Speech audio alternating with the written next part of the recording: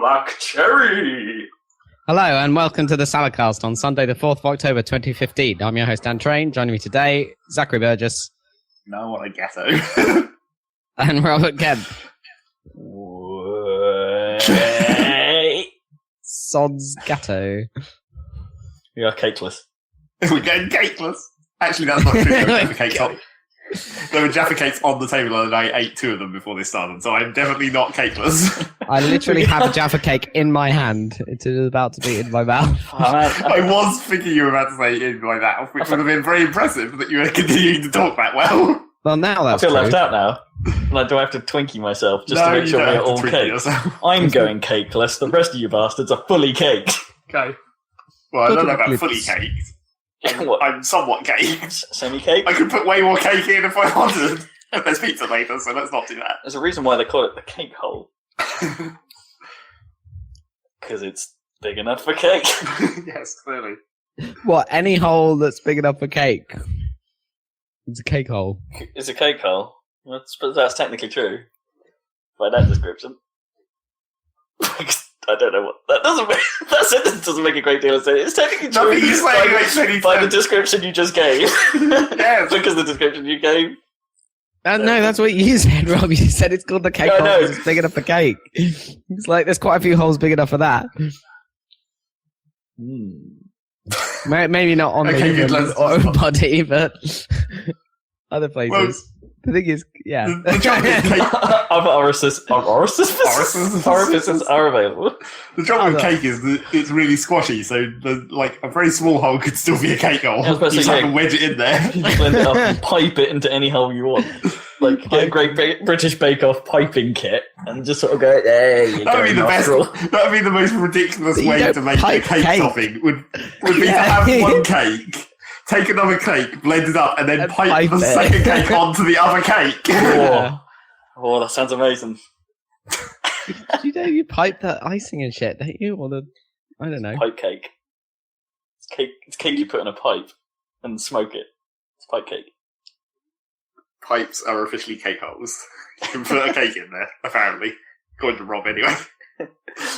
Are you the type that would take the weed and then bake it into a brownie and then crush it up and then smoke it?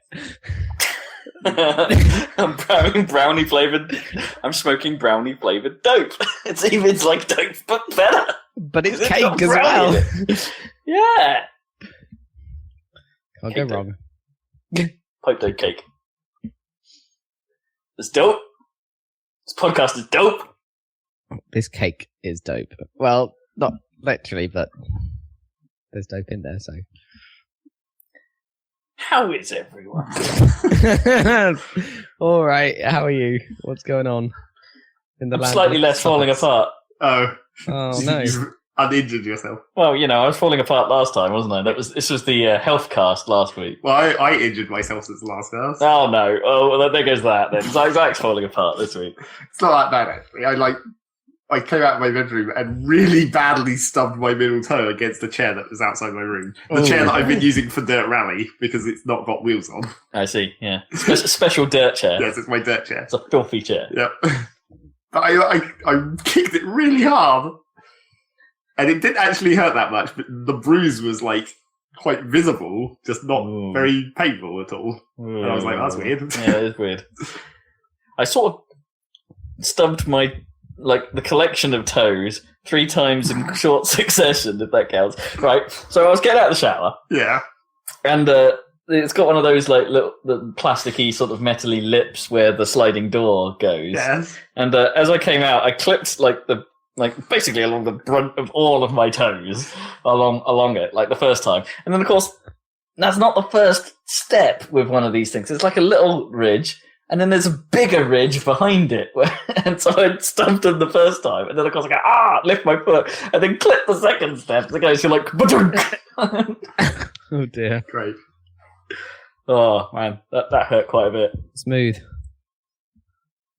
But not as bad as, a single toe punt of wood. That is possibly the worst. It was it was so weird that it was precisely the middle toe as well. It's I hit it exactly in the middle of my foot somehow. Ooh. And I was walking past it. I didn't walk into it. It's just like my foot casually swang out far enough to exactly hit the middle of the chair leg as I was walking past a chair. Don't know how that happened. That's a weird gait going on. Yeah. You're getting a bit cockney. Sort of like, hey. Swing a bit wide. Swing the legs out. Yeah, getting a bit wide with your stance. No, I don't know. That was weird. Was it a stance dance? It still looks bruised, but it still doesn't hurt. So, good, I guess. And the toenail isn't going to fall off my looks or anything. Fantastic. I thought that was possible, considering the bruise went over all the cuticle area. In which case, the stubbing of the toe has failed in its purpose. What, of defeating toenails? Yeah, exactly. That's its prime purpose. That's the entire purpose. That's the entire thing that the toe stub exists, is to be super annoying and to kill your toes. Nail first. We have thwarted. And that's the end of the health cast. The end of the health cast. Well, I'm getting used to my glasses. I noticed a weird. I don't know if I mentioned it last time, but I noticed a weird Did you get side effect of my new. Yeah. We were talking about that last time. Yeah, we did, but I don't know if you got them yet. But I was wearing them for the first day or second day or something at the time. Right. Yeah. So I've. Had I? Yeah, you had. No, I hadn't. Yeah, you had. No. We talked about going and getting. It was last week. Yeah, it hadn't happened yet on the last podcast. It was last week, so I've been wearing them for a week. And, they make everything slightly concave. Yeah. You don't really notice it most of the time, but if I hold a flat object up, like say a phone or an iPad, I can notice the perspective shift, which is slightly odd. Which basically means don't ever ask me if something is straight. What? It's like a fisheye situation where things that are straight turn round. Kinda, yeah. Well, no, sort of the opposite of fisheye, because doesn't fisheye make everything in the middle super large, but then taper out towards the edges? That's true. Yeah. Mine's more like someone's put the FOV up on a on a graphic game. Yeah, that's kind of what I was thinking. Yeah. On a graphic game. No, I'm beginning if you could turn the FOV on a text adventure. That'd be very well confusing. Yeah, all the text. Would all the text bend, or would the what it tells you about change because you can't quite see it right? But you do get fisheye if you put the FOV way up on a normal size monitor, don't you? But it's sort of the other way, isn't it? Because it's like the what's in the middle ends up getting further away from you, and the outside is exaggerated. Yeah. Oh, yeah. You're right. Yeah, fair enough. So it's a bit like that. So my FOV has gone up. That's good. You can see more. Yeah, that's what the pros do. Isn't it? It gives you more peripheral vision. It does. Man, that'd be the most hardcore, for the hardest core, FPS players. You have, 3 monitors and spread the screen across them with the FOV turned up to compensate. And then wear special glasses that increase your peripheral vision even more, so you can have, 5 monitors, and you can see all of them. Yes. Whoa. That would be insane. That would take some getting used to. Yep, sure. And probably some permanent damage. Yep. I wonder if there's actually a way to play where the FOV is normal, but you can see behind you. Or, I don't know how you could map that so that within your own personal field of vision, you had enough monitors that would actually display 360 degrees of the character's vision, and whether you could actually make your brain understand what the fuck was going on with that. I guess the only way to do that is to. It's possible, right? But you'd have to simulate everything being smaller, not real life size. You'd have to scale it down, I guess. Yeah, that makes sense. It's like it's like viewing a panoramic photo, a 360 panoramic photo, but seeing the entire length of the image at once. Yeah, but I was wondering if you could actually play a game in panoramic photo. Yeah, it'd be weird to see that in motion, right? Because the stuff behind you at the edges of this thing would look real weird. Yeah, because surely you could do that. You could have a panoramic video. But in theory, if your vision's... Also, there's the difficulty of, maybe it has to be more than 360, because if you think about it, if it's just a 360 field of view, exactly behind you is going to be where the left and right edges stop. Yeah, well, it depends. You could probably move it, right? No, you don't want it to go to the edges. You want it to be like a map projection. So you map it onto a square, but curved, so the edges meet up in a loop. So it's an infinite loop. So the edges actually are not the edges; they're the middle. It's hard to describe. It's Yeah, like map it- projections. It What, is she'd like sort of map curl projection, it? Yeah. But what, she'd sort of curl it up, like in a Yeah, way. that's how I'd imagine it. Oh, that'd be even weirder. I don't know if you'd be able to cope for that. No, No, it'd be pretty it fucked would up. be incredibly confusing. But yeah, but if you had more than 360 degree horizontally, then maybe you could do it. Because you just need points at the where you could see perfectly behind you to some degree, right? Because otherwise, if it's just the left and right stop after 180 degrees round, then that's not that helpful. I guess maybe it would look like the radar in like free space or whatever, where the middle circle is in front of you. Oh, and then- maybe. Yeah, maybe you could do that. But then the outside, what is behind you is that outer ring, isn't it? Yeah. Oh. Yeah, exactly. So directly behind you would not be easy to spot because it would You be put- on the edges of your. You put looking peripheries. forward in your dominant eye, and you put looking back in your other eye. Yeah. Don't do that right somehow. Oh, the brain. Anyway, yes. Elaborate ways of cheating at Counter Strike aside, what else is going on? What's going on in Nida Market Land? It's like, hey, what Have you had any happened? kitchen bitching? Yeah, what happened to the room that you used to live in? Not live in, It's but your old room. What is it now? It's just a place to put stuff. It's a stuff There's room. bookshelves. There's Is there like a big guest rack bed of or something? Scarves. No, there's no actual. Well, there's a chair. That's like the only actual furniture in there. Guest chair. There's actually a lot of empty space in the middle of the floor, and I was thinking that would make a good VR room when in the future when the Vive comes out. Just put the things in the corners, and you can still have all the bookshelves because they're all around the edge of the room, and there's just a nice clear space in the middle. It's not a bad idea. That'll be You the never- VR room. You never wanted to move back to your old room, did you? Then after it became free again. Well, there was too much stuff in it already to fit in the smaller room that I'm in. Oh, okay. So you could take all the stuff that's in there and shove it into that small room. But I fit in a small room, apparently. Ish. Ish, despite being a tall man. I'd probably fit there better if I took everything out of the boxes, but the boxes are just convenient for storage. I Is he need a to get an tall- actual, storage thing to put stuff in. Are you a tall man, or are you just an average-sized man, and Dan and I are short? Well, I you're think- short. No, I mean, that Zach much is is tall, clear. come on. Okay, I think Zach is tall. it's all relative. Because he's because John is tall as well, right? Zach and John are tall, and we're both short. Well, yeah, ish. Or are we average, and we just keep being told we're short? I don't know. I think I'm a bit less than average, and I you're think a bit less than me. we don't- so. We don't know what the modern average is, I guess. Like, if you actually got recent census data or whatever. Are you actually taller than me, Dan, or do you just wear jumbo shoes more? Oh, that could be true, but I think I'm a tiny bit. But I don't think it really compared to Zach, compared to how much taller Zach is than both of us. I don't think it's really much No. in it. No, that part of this conversation is moot. I don't know why I brought that up. You wanted to feel better about being short. A little bit. I'll be honest, it doesn't come up as a sticking point in my life No. that often. Good. I'm a tiny bit taller than Gnome, and that helps. That's good. But then Gnome can't wear high heels. Lol. Lol. You can actually want Really those. good. I'll just wear the beefier shoes, which also have heels. Yeah. Yeah. That's what Cowboy the boots. French I'll get cowboy president boots. wears, doesn't he? Lifts, they're called, right?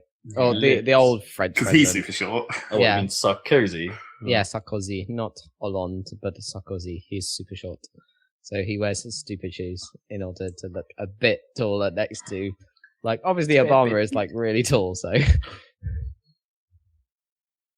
You little French man. you're a little French man. You have Napoleon syndrome. And Napoleon Aw. wasn't short apparently, so there you go. No, I mean he's short by modern standards, but Yeah, but everyone was everyone was short then for some reason. because they didn't eat as much hamburgers and stuff. It's all the hamburgers. Lengthening agents in the food.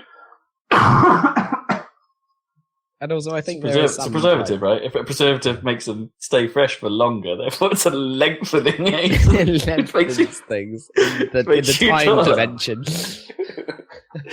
there's just some sort of dimensional rift in your stomach that confuses that on digestion and turns it into Y. Into Y?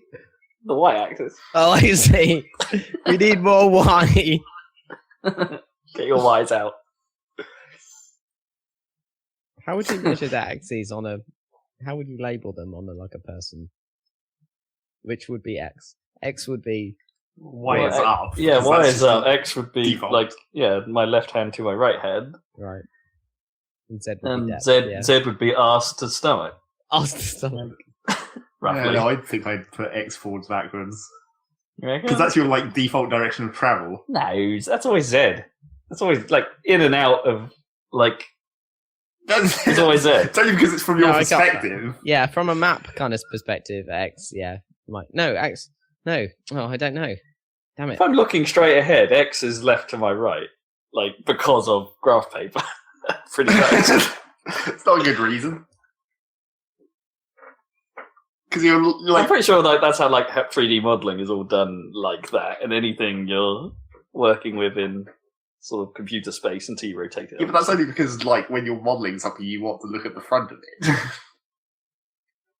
For sure, and I'm Because saying things are generally symmetrical about that axis. and I'm saying if you let's turn this around. Is actually your x-axis, if assuming the x-axis is in, from my perspective, that plane, but is it the other way around? As in, is it? Well, that's irrelevant whether left or right. Is left Depending or right. on what, if you're looking at the front of someone, is it actually right to left, or That's irrelevant. if you're looking, because by your logic, if you're looking at the front of someone, I would say that's where my x-axis should be, and the front of me is the direction you're looking at me now. What are you talking about? Okay. All right. I think, yes. If you, irrelevant of whether X or Y is in front of you, behind you, or strafe direction, X and Y are definitely in a plane on the floor, and Z is the one you want to add to if you want to get taller. In a computer game, probably. Maybe. Rob Need more Z, made a Barry. noise of some kind.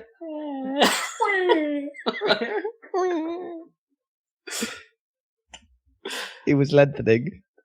Yes, clearly. Ugh, But I'm cakeless. I haven't had my leg again. I know, we're all cakeless. Okay, I'm gonna have another Jaffa cake. Let's talk about news. Okay. The Java Cake defines news. News! Splatoon in real life isn't as fun as in the game. What, covering people in ink? Yeah, I mean, I got my splat roller out.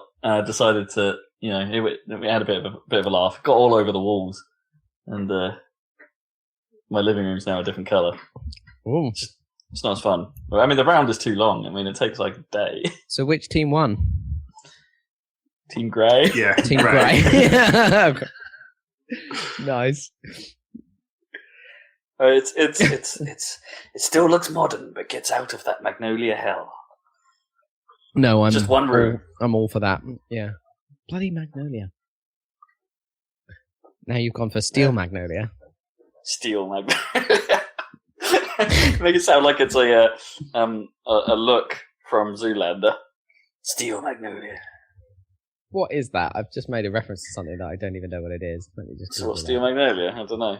Steel Sounds like it could be Magnolia a mech or something. is a 1989 American comedy drama. Right. The film's about the bond a group of different women share in a small town southern community. Wow. Okay, good. It's a sister story. It's got Sally Field in it. And Julia Roberts. And Daryl Hannah. I'll have to watch that sometime. Steel Magnolia. Magnolias. In this neighborhood, we make our plants out of metal. Exactly. Metal news. News. What's going on in news? Anyone actually got any news? Video games. 'Cause I've What's not been going paying on? attention. Tony Hawk's 5 came out. The 5th Oh, God. of the Tony Hawk's games. Oh my god! I mean, have you seen any of that? Yeah. Boy, does that look like garbage! It looks like hot garbage. Wow. I saw a video where it was like Tony Hawk's how fucked up is it, and they were just showing a bunch of clips and glitches and stuff. Yeah. Except I thought, Lil Wayne in space. like, I was watching it and it's like, well, yeah, obviously, clipping through the floor and stuff, but like a lot of the time in the video, it was like he was jumping into a corner, and it's like, that's a bit unfair, really, isn't it? Because if you jump into a right-angled corner deliberately over and over, chances are every game will glitch out eventually somehow. Yeah. I mean, maybe this one glitches out more consistently, like it's not as well tested or whatever, but... And also a lot of it is just like, it's not glitches as much as just really bad ragdoll physics. It's like they don't have a good ragdoll engine. Yeah, the character dying or bailing just looks really bad. Like they sort of float for a bit or go into the sky or they don't even bother to wait for him to settle and get back up again. There was that whole thing in the old Tony Hawk's games where like bailing looked really painful, even though it was a canned animation. It would be like, "Boah, you've landed on the back of your head." Oh. Yeah, it was cool. And then you just get up and carry on. Yeah, rather than it doing the weird fade to white that it now does. I used to have like splatchy sort of, sound effects and stuff, gibby sort of sound effects. It was like breaking bones and shit. It was cool. Yeah, it was nasty. It just doesn't. The animation doesn't look right either. It just doesn't. There's something about it just. It's like you've taken a game and you've taken it to a swamp and made it all sort of really sludgy and goopy and like just gicky in feel. Like that's what this game looks like to me. Like that slam down thing that seems to be the new feature or whatever. Oh yeah, seemed like a good idea. And also, I mean, the Tony Hawk's physics were never right, but there was some skill in getting the jump correct. Right, that was one of the skill points of the game. It's not meant to be realistic physics, but you just use that slam thing all the time, basically. Right? Because you don't have to really aim for a... You just wait until you're over the rail and you slam onto it, or whatever. In this new one. Yes. Doesn't seem right. It seems dumb. And, the levels don't seem particularly inventive. It looks like in some ways they're trying to riff off Tony Hawk's 2 designs, but they don't really go any further with that. It is basically just like a bad... But what it reminds me of, actually, is Tony Hawk's 1, which, was kind of a progenitor game, so it gets a pass for some of its jankiness and stuff. But this feels like, or looks like, a bit like that, except less good still. Like, something about... it just seems really misplaced. Just not good. Not good. Sad times, but everyone knew there was going to be bad, so it's like... Yeah. The sad thing is Activision haven't exactly been... I mean, that's bad. Yeah. Activision haven't exactly been shouting about it either, and, it's normal signs. Proper press have said to have been, having to go and buy copies rather than being given copies, which is, classic sign, isn't it? It's like film reviewers who don't get invited to press screenings. It's usually a bad sign. Well, you'd think that was that would actually be even more of a mistake in this case, because it's just making even more of a highlight than its full price. Yeah. If you give it to them for free, maybe they'll forget. It's weird, isn't it? How is that game a full price title? In this day and age, maybe they just think they can cash in on, but it's so cynical, isn't it? They'll probably only just get away with it in the GameCube days, right? Like, it seems worse than Tony Hawk's 3. What? Yeah, Tony Hawk's 3 is fine, but that's what I mean. But it's like in terms of like content and stuff like that. If you were to sell this game, then. You still probably wouldn't get away with it. Yeah, but this game then would have only been like 30 quid, so it still would have been cheaper. Probably. Well, UK prices, this was probably going to be, 40 quid when it comes out? Probably. I don't know if it's even out in the UK yet, but I don't know. And the soundtrack isn't quite as iconic, but then I guess skater music these days isn't quite as iconic, so perhaps they should have just used an old soundtrack rather than trying to make it up to date. I mean, yeah. Everything about this feels wrong. Maybe it's just the wrong time. Maybe you can't go back to this yet. Yeah. Skating's not in vogue, man. It's all about the rollerblading. No. What is it all about? I don't know what the fuck's going on these days. No. Is there an extreme sport that's cool That anymore? people care about. The Extreme thing is, Island? skating had been around for a long time before, like, those Tony Hawk's games. Like, I don't know quite what Scooters. happened. Was it Tony Hawk himself? Or even he'd been around a little while. Yeah. But I guess that was on the rise of his kind of popularity, wasn't it? When, he was top, right, when the first game came out, I guess. Sure. So that Yeah. makes sense. But yeah. The thing is, it's not in the mainstream consciousness, but it just carries on, doesn't it? Like, there's just as many pro skaters as there were then, probably more. Yeah, probably. Maybe. You just don't hear about them anymore. Just not so much of a culture surrounding it, or at least not a culture in the mainstream, let's put it that way. I mean, we, ourselves, like, wouldn't know about that culture nearly as No, much I if guess- it hadn't I guess been we for wouldn't these be games. I don't think. But then the sort of music that was being put on, like, mainstream radio in this country and things like that, it was so kind of skater focused, right? You could like argue that things like Blink-182 and Avril Well, like pop Lavigne punk. and that kind of stuff, like that because that gone away, like we were sort of being exposed to that side of American culture that perhaps we wouldn't normally have been. Like the music scene helped it. Yeah, I guess that's true. And Yeah. new metal in general, if you're branching out a little bit, that sort of teenage angsty metal that was super big at the time and isn't so much. Was stuff like that was Papa Roach in Tony Hawk's or whatever? Yeah, it was in one of them. I think it was, wasn't it? Yeah. Yeah, that would fit. Blood Brothers, I want to say. Yeah, was I'm in. pretty sure it was. Yeah, was in one of them. Yeah. Do you hear the the bassist from Rage was apologizing for the existence of Limp Bizkit the other day, and saying like, and what was even funner was he didn't seem to know that Limp Bizkit is still going as a band. He was like, "I'm sorry, but at least it's over now." And he was like, So "Nope." no, they had an album like about a year ago, I think, It was funny. and it was surprisingly all right, just not great. If you wanted a biscuit fix, you got your biscuit fix. A biscuit fix.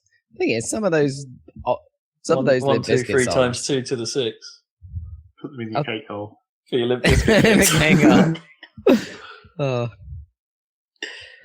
They're actually good value for karaoke, etc. So Yeah, they're great. I actually really quite like Chocolate Starfish era Limp Bizkit. And it's stupid music, but I really quite like It's it. really stupid music, but yeah. But it gets you going, man. I It's watched a video provocative. for like break stuff the other day because that is apparently really good at karaoke. I discovered,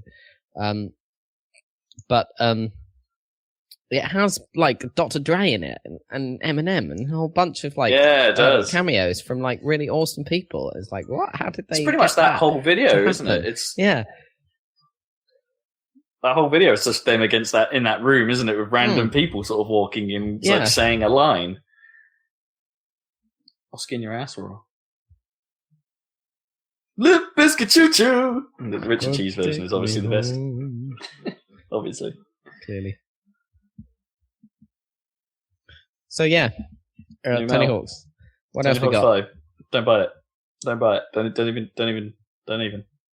Think So Konami sort of went back on their statement a little bit about not doing AAA games anymore, Oh yeah. but only a little bit. They because that was never really an official statement, but it was sort of said by someone at Konami, and they basically sort of turned around and said, "Look, we've still got plans for Metal Gear, and we've still got plans for these other things, but they're just not saying what they are." And every other sign you've given us makes us want to not believe that you're going to come back. I don't know. Okay, I so don't that's think Konami will ever return. They'll probably just make a Metal Gear pachinko machine and call it erotic stealth or whatever it is. Have you seen that thing for Silent? Is it Silent Hill? no. No, it's Castlevania. It's Castlevania. That's what they're doing. They've made a pachinko machine, and one of the phrases it uses to advertise itself is erotic violence. That's horrifying. Disgusting. Yep. Yep. Many a ball. Konami don't know what they're doing. Sitting on a gold mine of stuff, though. Really, I think what they meant by that is like, yeah, we're still going to make Pez. So, like, anyone that thought Pez was counted as AAA, which I guess it does, they're sort of coming. They're basically still going to make that. Right. Okay. But yeah, I think that was part of what the guy leaked was that they won't do any games apart from Pro Evo. Yeah. So. Maybe it was just a PR thing where someone like it is actually what they're doing. They are effectively getting out of AAA, but at the same time, it's just like, no, we can't say that. Who knows what they're doing? Someone who does know what they're doing, though, is my Microsoft fanboyism is coming out again. Microsoft news: Microsoft have bought Havoc. Okay, fine. The physics people. Yep. Every time that I keep seeing the Havoc physics logo at the start of the game, I'm like, how is there not another one yet? I mean, Jesus Christ, everyone fucking uses Havoc, and it's not actually that great. It's so old at this point. Well, no, it's obviously not the same Havoc it was in Halo 2. Yeah, but it's still not great. It hasn't really seemed like it's improved that much over time. No, maybe you still get the same sort of glitches. Yeah, you still see it. You're like, oh yeah, that's the Havoc physics. Yeah, the way it handles like overlaps and things like pinging off at high speeds into the distance and that kind of stuff. It's still used in like a ton of high-profile games, though. Yeah, it's just like, why hasn't someone come up with another one? Source. Source uses Havoc, doesn't it? No, Source is Source. I'm pretty sure I've seen Valve games with Havoc logos on. I don't think that. No, that can't be true, can it? No. Dan, you're all things Valve. What? That can't be right. What's the allegation? The allegation. My allegation is that you weren't fucking listening. Yeah. Zach seems to think Havoc might have been used in Source games. I'm not sure that can be true, right? Because the whole thing about Source was its physics. I can't remember. Maybe they had it in from the. Maybe Source had Havoc physics from the start. I can't remember. Or was it completely their own? I thought it was their own. But... There's plenty of Unreal games that use Havoc, despite the fact Unreal have been in cahoots with NVIDIA physics for a while. Is X? PhysX. I mean, I guess PhysX counts as a competitor, right? Sort of. I've never been really clear on what physics actually does in terms of, like, is it actually a physics, like, engine like Havoc, or is it just a way to calculate physics, but you have to program it yourself? Yeah, is it like a pipeline? Is it a way of offloading the calculations to the GPU? But it sets itself up as being like, yeah, it's something specific for that sort of thing. I mean, the only time I've seen the option in the games that's fully support it is when you turn it on and it perhaps adds a graphical effect, not necessarily a game effect. Like, there'll be extra particles flying around, or there'll be, this meat will jiggle more realistically. It's good old jiggling. Was it the Gears of War Meat Cube demo or something? The classic. The Meat Cube! Well, it says that Source uses Ipian technology bought out by Havoc or something, so they're definitely related. Oh, right. So, okay, yeah. So maybe, yeah, this Ipian company, maybe Source got it before Havoc bought it or something. Or maybe they both licensed it in the first instance. Valve Corporation's Source game engine uses Physics, which is a physics engine modified from Havoc. According to the list of games that use Havoc, Half-Life 2. Yeah. Not Half-Life, any of the other ones, just Half-Life 2. Yeah, okay, maybe you're right. Maybe that makes sense, though, from what Dan just said, that, yeah, perhaps they licensed Havoc and modified it in the same way people licensed Quake. Yeah, I think they're related. So it's graphics engine. Yeah. Yeah, interesting. But now Microsoft get that all was that probably money. the game that I saw that on. Yeah, maybe. When I played Half-Life 2 all that time ago. But now Microsoft will get all that money. Or at least, the royalties and stuff. I wonder how much that actually... I wonder what the That must royalty be- percentage actually is off Havoc. Like, how much do you pay to keep, like, over time rather than just the one-off Yeah, it's a good whatever question. you buy? It must be quite a lucrative buy, I reckon. Because it is everywhere. It's still everywhere. Well, it's like... are they going to try and, somehow make it more Windows-specific or Microsoft architecture specific, like beat out the PlayStation market by stealing their ability to have good physics? Well, yeah, if you're thinking of it that way, like games like pretty much any Unreal Engine game tends to have Havoc in it in some capacity.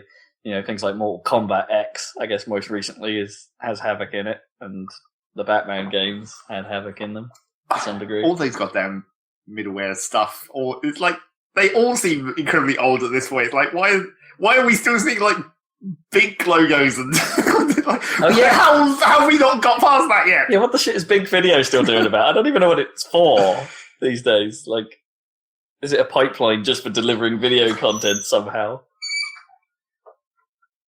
Like one day maybe someone will come up with some new stuff. Big Video. Although, like, audio technologies like Fmod and stuff still you end up seeing about, like, credited and stuff. We licensed Fmod to do the audio. Yeah, I guess. Everything, like, everyone licenses everything because no one wants to write a fucking audio engine or, like, a physics engine. If one's good enough, then they'll use it. Yes, but they're all like just good enough. It doesn't seem like there's been any advancement. That's what I'm worried about. Is it stifling the industry in some way? It's like, remember there was a time when we were all going to have physics cards that actually run physics separately? Yeah, and then everyone realised those are basically GPUs. Let's do them on that instead. But what if we did have a separate card? Could you do it better? I mean, probably. But then it's the whole... If your game relies on the existence of physics to function, and therefore relies on the existence of a physics card to work properly... Well, I mean, they wouldn't have to necessarily even be separate cards. It could be like a double-chipped graphics cards where one of them is the graphics and one of them is the physics. Well, those exist. Well, yes, but not like that. Not very specifically for physics. Like, this is the one physics chip. Yeah. Well, that's. I think that's always going to be the trade-off. I think having a separate physics thing was bad because it would have fragmented It was dumb. it would have It fragmented. was way too expensive at the time as well, also. And it fragments the user base, and developers don't like working against a fragmented user base because they always target the lowest common denominator and then make improvements to everyone that has the nice stuff. Most of the time. The ability to offload physics onto a GPU as part of one of the things it might do makes a lot of sense. Why not stick with that? Just make your game use the GPU and stuff. It's fine. Everyone should be doing it. I don't even know if they do, if I'm honest. Yeah, it's like impossible to tell. It's like occasionally there's a thing where it's like, oh, turn on the physics. Yeah. Does it do very much? They're hard to tell. What was it? I think, was it PlanetSide that had PhysX support and added all the crap ton of particles about? I'm no longer cakeless, by the way. I'm not going to get to eat eaten it yet. But I'm just being presented with a cake. It's not for you. It's not for me. No. Dang. This might be your shining moment, though. We've been told there's just cream and chocolate. so not the actual cake part of the cake, just the other stuff. The cake accompaniments. Parts of cake. Mix that all together. Pipe it onto another pile of it. Can I pipe cream onto my piped cake? Pipe cream onto your icing. That's totally logical. Yeah, you just make a solid block of icing and you pipe cake onto it instead. So that was a convenient end to that talking about physics. Let's move on. Yeah. What else has happened? Anyone else got any more? Because I'm really stumped at the moment. No, there's not been much news. Apart from you went to EGX. Yeah, So that's your news. So this will be my preview section, I suppose. Okay. Rob has been to EGX and played some games. Oh wait, there was one other thing that's not necessarily news, but I wanted to talk to you about it on the podcast, I guess. Go for it. There's on YouTube recently a lot of the adverts. That Halo advert has started coming up a lot. Oh, I haven't seen the new ad. Is it, or is it like the old Well, ones? how new? Because it's like, Or is this just the ones where the last ones I saw when they did that 2-sided campaign? Like, you know, is it like the same ad, but No. one of them is Master Chief dying and the other one is Agent Locke sort of dying. well, maybe. I've only ever seen the Master Chief one. Okay. if it is that one, I've only seen that one. Okay. You know it because it's like it starts in like a diner and there's a news report. Oh, okay. Maybe that is different. Okay, so maybe that is different.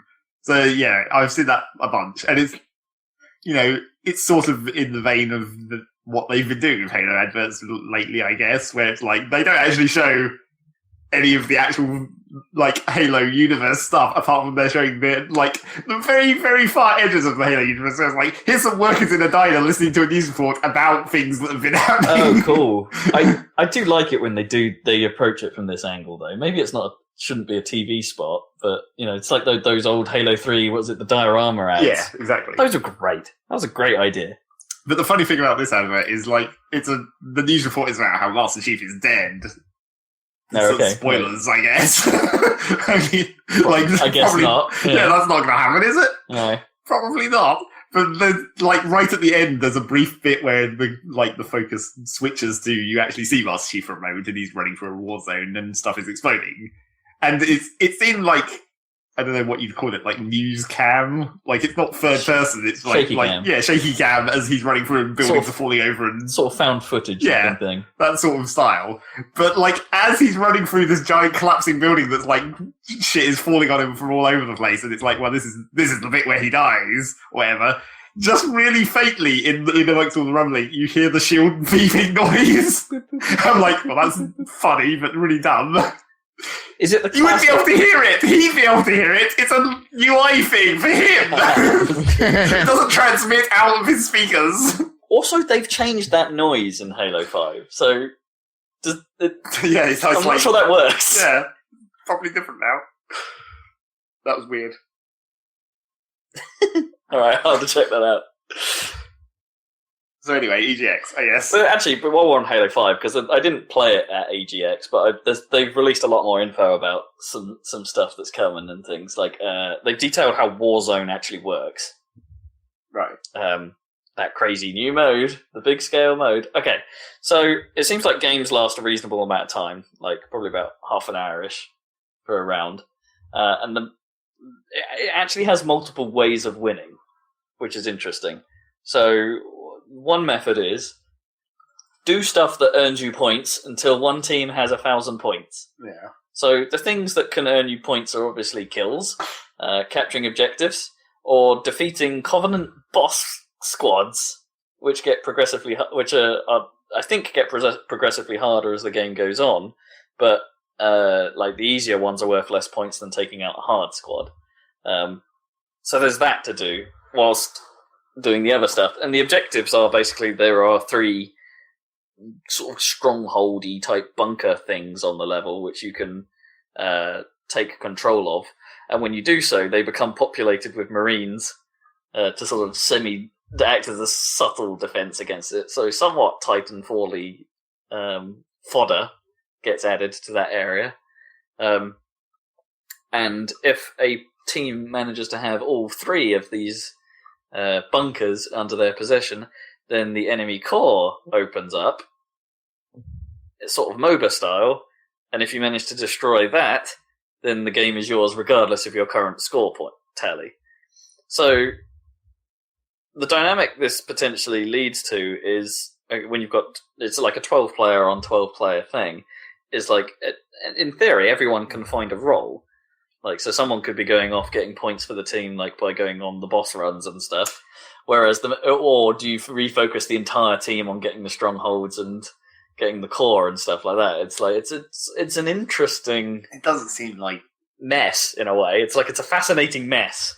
it seems like if you only have to get the 3 points and then the core opens, and then you can kill it, that seems like that's never going to be in balance with scoring points, because scoring points just takes too long in that case. Even it's like there's only so much balance you can do to that, because at some point people are just going to be efficient at capturing the points and holding them. Well, yeah, that's what I mean. Because it's quite easy to hold down, like lock down a room or whatever. Well, presumably, if you end up like 2 rooms down or something, the team, or like all 3 rooms down, the team mobilizes to either defend or capture one back, right? Well, you have well, I guess. I mean, arguably, you could maybe depending on how hard the Covenant spawns are, you could have just have 8 of your team hold one room and have the 4 just kill all the Covenant. And so you've got an uber defense on one room, which prevents the enemy from winning, and then your elite fire squad are just going around getting the points off the Covenant.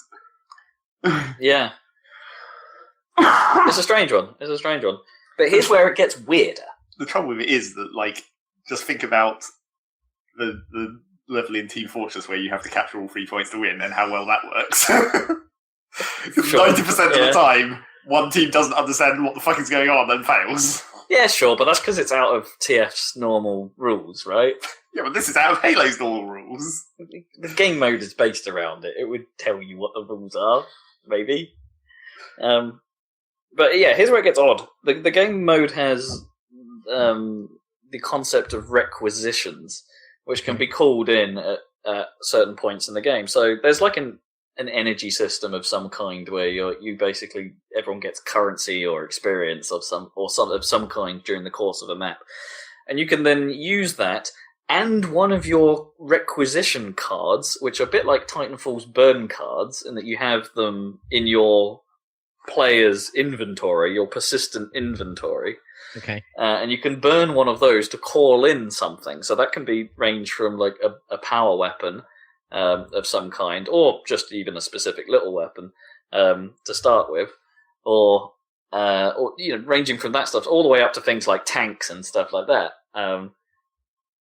Obviously, the tanks and stuff are probably going to be rarer cards and may have a higher energy cost in order to call in, but it creates this weird dynamic where it's not every game you're going to have the same capabilities. It's just Titanfall again. Yeah, a little bit, yeah. It's pretty much exactly Titanfall, except in Titanfall, the way you recharge your energy is by dying. So you get a new burn card. Sort of, but then you're limited to the 3 cards per match. Well, yeah, that's just a balance limit, I guess. Oh, well, I think the system is designed as it is to stop players from, say, calling in a tank, dying, and then just burning their other tank immediately. Or, by having the entire team perhaps spawn tanks simultaneously. I don't quite know how that hangs together. Well, yeah, because presumably the requisition points must be called for the team, right? Because otherwise everyone... Who knows, yeah. Otherwise everyone could spawn a tank.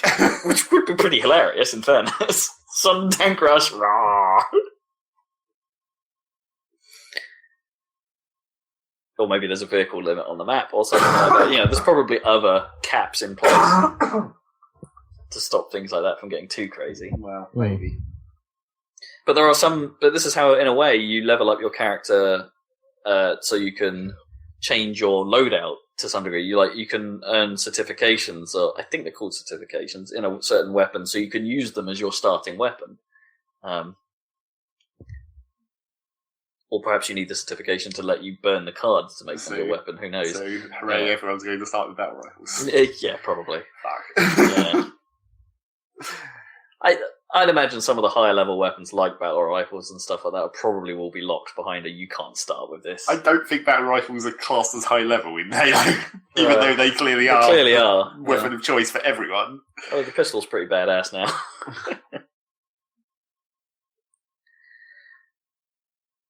So the DMR is the high level version. It's different. I guess, yeah. It's different. And in theory, you actually can't kill as fast with the DMR compared to if you get a good spray with the battle rifle. Yeah. Yeah, so that's Halo. That mode seems interesting. But, it's still... that game continues to look polished and continues to look and feel fun. About that mode that I just thought of in a Halo-related problem is how are they going to handle quitters? Yeah, good question. Because, in a 30-minute match, you really want to be able to refill slots with matchmaking or something. Yeah. Mid-level joins which Halo has never really done before. I mean, maybe I've got that wrong, but I got the impression that it was. I thought they were longer games, like specifically designed longer games, a bit like Battlefield-y sort of play. As in a way, you could argue that some of that is actually reasonably in common with Battlefield. Like, do you get points for holding the bunkers? Like, does that score you tickets in the same way? Or well, not in the same way, because in Battlefield it's like literal spawns. It's what that count means. Well, no, but if you have more territory, like you're cutting it down, aren't you? Quicker, you're effectively scoring. Yeah, but not like literally winning the match. Apart from eventually literally winning the match. Yeah. It doesn't open up a thing that you shoot. No, there's not. Yeah, there's not. That's the obvious difference. There's not like a super end game unless you're playing assault mode, but then it's different in itself. It could be interesting. I'm still hyped for Halo. Did you see any single player? No, that still remains the mystery to me. I mean, I think we talked about it a few weeks ago about the what do you call it? That they released footage of the St. Haley homeworld level. Yeah, that looked cool. Hey, yeah, look good. And I'm still not 100% sure how the whole sort of squad-based stuff will really fit into Halo in a way, but I remain hopeful. I know you guys weren't so up on Halo 4 compared to the others, but I was just as up on it as the others, so I'm still hyped. Much more hyped for this than I am Call of Duty. Man, no one seems hyped for that. Who cares about Call of Duty? Jeez. It's the thing. Like, it's just this year. I think actually what's happened is like maybe as a result of Ghosts and maybe as a result of Advanced Warfare, and then this. I don't know. Is the fatigue finally getting through to the masses? Because the more people I speak to, the more they just even people I know who play COD, like every version of it, don't seem to care that much anymore. Maybe it's happening. The switching to the PlayStation. Maybe the switch to the PlayStation made that worse. I doubt most people won't even know that that's the thing. That's happened. Or maybe people are playing on. Maybe because PlayStation 4 has the bigger market share and stuff, and people aren't using them for online play. Maybe people have gone off on. I don't know. Just stupid. Like maybe PS4's online capabilities just aren't as good, and people aren't buying into it anymore. I really don't know. I like to think it's COD fatigue, because surely we've got there. They're not. There's nothing interesting looking about this new campaign. They've shown us nothing, and like Black Ops 1 and 2's campaigns were pretty great. I enjoyed those. There's nothing here to say play me. As much as I had a good time with the beta, it's like it wasn't new. You know, there was nothing new to get excited about. It's just like, this is COD. This is more COD. Any other multiplayer shooters you got to play? So actually, things I did play at EGX. I have played Plants vs. Zombies Garden Warfare 2. Oh, get hype. Oh, totally. It's exactly the same as the last one. Sweet. It's no bad thing. Sweet. I mean, perhaps the perspective change to it being more focused on the zombie side rather than the plant side. I don't think that quite works as well. Right. Maybe, the zombies are okay, but then, the plants are kind of the funny, more interesting bit, really. Yeah. Aren't they? Yeah, of course. Or is that just me? No, that's definitely true. But yeah, the swap in perspective to being the zombies primarily and the plants being the invaders, like the rebel force. And I'm not sure it comes off quite as well stylistically. And the new classes that we could play at the show were zombie-based, and they don't seem that interesting. One's a melee guy, the others are just basically, I don't know, they've got guns. It's one has a mech, which then just has guns. They're not actually that crazy. Or they don't feel crazy enough. Like, you should be doing all kinds of bonkers stuff. Like, okay, the pirate zombie seems cool because he has a parrot. He has a parrot you can summon that does stuff. Oh, he doesn't have it straight away. You have to summon it. No, he's like one of the like he's a bit like one of the other characters in the previous games, where you could, like the cactus could summon a flying bit of garlic to act as a drone, and you could fly it around and shoot stuff. The parrot is basically another one of those, but it behaves subtly different. But it's just kind of funny seeing the zombie parrot fly around. Yeah, so it's exactly the same game. I hope it has a lot more content than the original. It sounds like it's going to launch with more content than the last one did. And if they then strap on their support program to it, then it's going to be a much bigger game than the last one. But that may come at the cost of it actually releasing full price this time. Because let's not forget, the last game didn't actually come out as a full price title. It was a sort of semi-budget title. That sort of weird middle-of-the-road price that we sometimes see. Which seemed weird considering how polished it was. Like, if you compare it to Tony Hawk, which is a full price title. Sure, yeah. It was polished, but it just didn't have a lot of content at launch. Yeah, fair enough. Which was its problem. In a way, it's like Splatoon has now become like a much bigger game than what it was in the launch. But if Splatoon was half its current size, then maybe it would, like as it was when it launched, then maybe it should have been a budget title on release. Like in retrospect, that sort of weird middle ground. But because they didn't, they added a reasonable amount to PvZ, but not as much as they've added to Splatoon to make it what it is. So it's the price is now justified in Splatoon land, but never quite got there, I don't think, in PvZ land. But now it seems like, as I say, if they're going for what sounds like a lot more content this time round, then maybe that they'll just come out of the gates at a higher price. That would be my prediction. But yeah, it's exactly the same. But you'll be playing it, I expect. I'll be playing it, yeah. Still on target for sort of March, Easter-ish next year. Cool. Yeah. So what else did I do? I didn't play, but I saw a bit of the new Need for Speed. Who's making that? Criterion? No. I forget who it is. It's the studio that's done the last few Need for Speed games. All right. Because was it the last one? Rivals wasn't actually Criterion, was it? They handed over after Most Wanted, I think.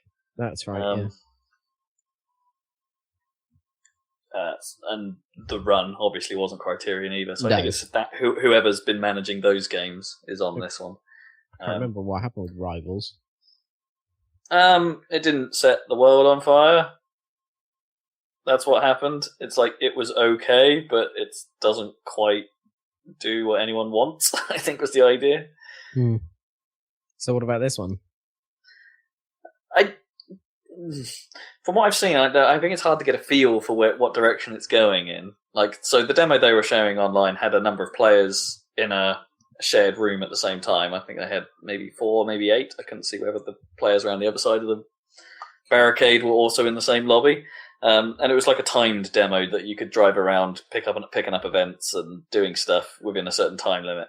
And it was a sort of competition to see who could get the most rep points within the allotted session. It comes across a little bit like the previous games, and that and a little bit like Burnout Paradise in a way, in that you drive to a thing, the thing activates an event, you're suddenly in the event, just there and then go do the things, and then as soon as the event ends, you're just dropped back in the world where you were, like somewhat seamlessly. Carry on. So it's one of those games by the looks of it. But visually, I thought it looked pretty good. There's some pretty sweet looking wet pavement. That seems to be the measure of these things these days. Yeah, the wet pavement. The things about the headlight. Things about the headlight effects look real nice. I mean, it ran at 30 frames. It's not a full on 60 frames game on console, but it looked pretty slick. Has to be said. I didn't get to see or get a good feel of the sort of weird FMV shit, like the weird story stuff they're trying to put into this. So I still can't really comment on that, but it looked alright. But probably not for me, because I didn't really get into the last few Need for Speed games or anything. Not since I didn't really get into Hot Pursuit. The last No. Yeah. when Criterion took over Need for Speed. Yeah, I mean, because you played it quite a bit, but Yeah, the I finished auto-log it and everything. but- Yeah, Yeah, but yeah, it didn't quite click for some reason no, compared it's to just the a old bit Burnout games. dull to me. Hmm. I don't know how, because you played Most Wanted, didn't you, Zach? Like whether you had the same sort of feeling about it. Like, Well, I only played it about as much as we recorded, even, and then a little bit more. no, really, so you didn't actually spend much time with it at all. No. Well, that's a bit of an indictment in itself, then I guess. Just Doesn't grab us.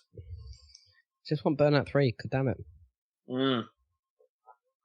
Man, I was watching a random history of Xbox sort of video just to pass some time in the last couple of weeks, and they showed a clip of Burnout 3, and I'm just looking at it going, I want this Yeah, again. so awesome. Just give me this. yeah, It just brought back suddenly this. It still looks like it plays great. Yeah. It's just like this is great. Give me more of this. Come on, guys. get it together. Well, that was a little bit of sort of news. Was some of the founders of Criterion are teasing that they're making a Burnout style game. So maybe it'll be along those. Well, bloody hope so. Let's hope they don't make a Burnout Paradise. That's what I'm saying. Because I don't know. Yeah. Everyone seems to love that except us. Yeah, except us. I didn't Don't even. like it. I think 3 was the best one.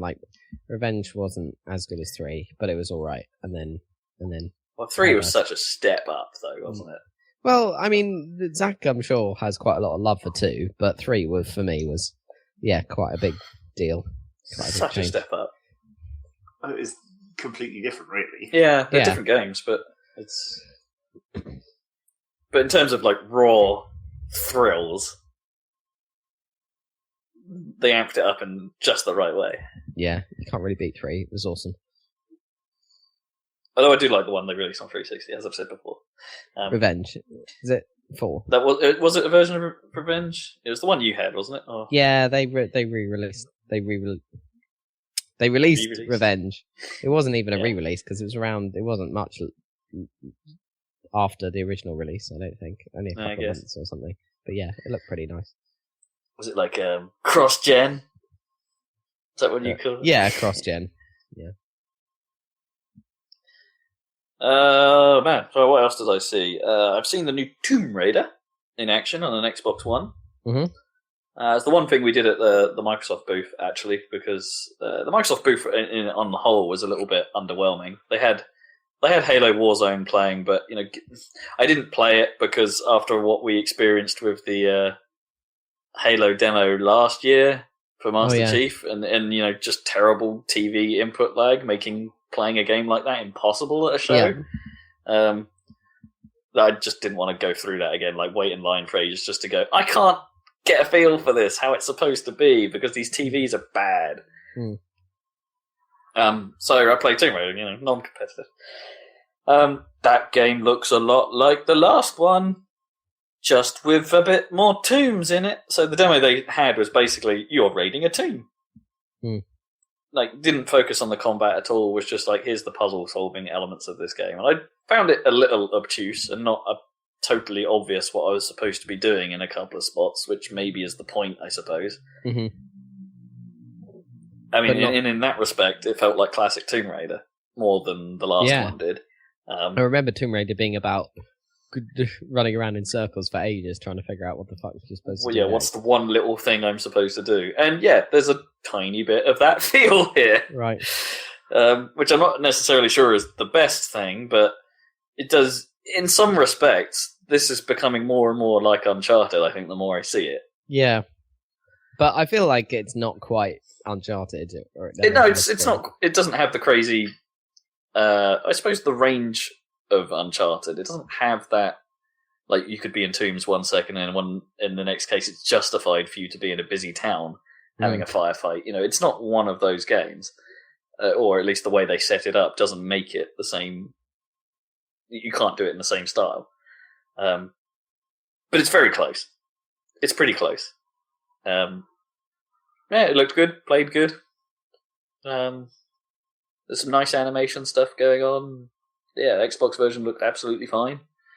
Yeah, if you want more tombs to raid, That we all. this is probably going to be good.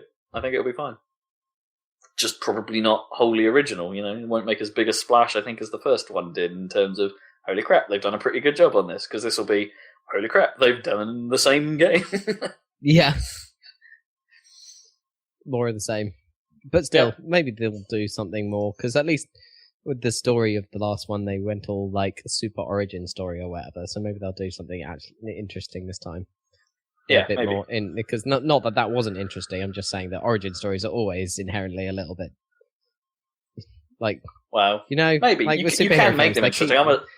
they keep doing origin I'm a stories. sucker for a good origin story.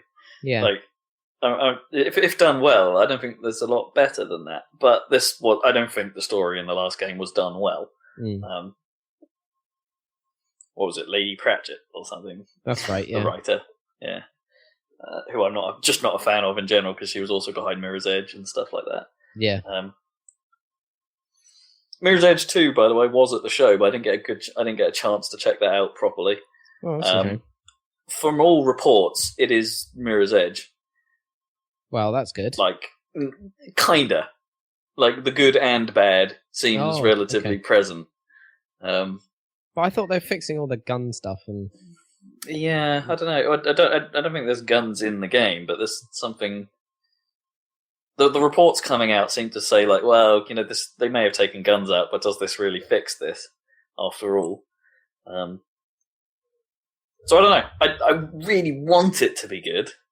I think it'll be better. But, yeah, it probably will, and it'll probably be worth playing. Definitely, I think the original was worth playing in a way. Sure, well, there's nothing else like it. Still, nothing else like it. Yeah, so let's hope. Yeah, and then I was talking about the Microsoft booth, wasn't one of the other things. They had Forza there, but having actually played the demo that was available before the show, it's like, and it's now out now officially. It's like, no, I don't really need to see that. And they also had Rare Replay, and it's like, what? Why? This is like the really hard game to demo at the show.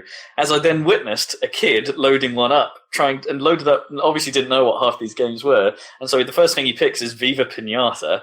And these demo consoles obviously then weren't set up to do the Xbox 360 emulation properly, so it then had to go through the long, we need to set this up phase. This. Yeah, okay. Yeah. Yeah.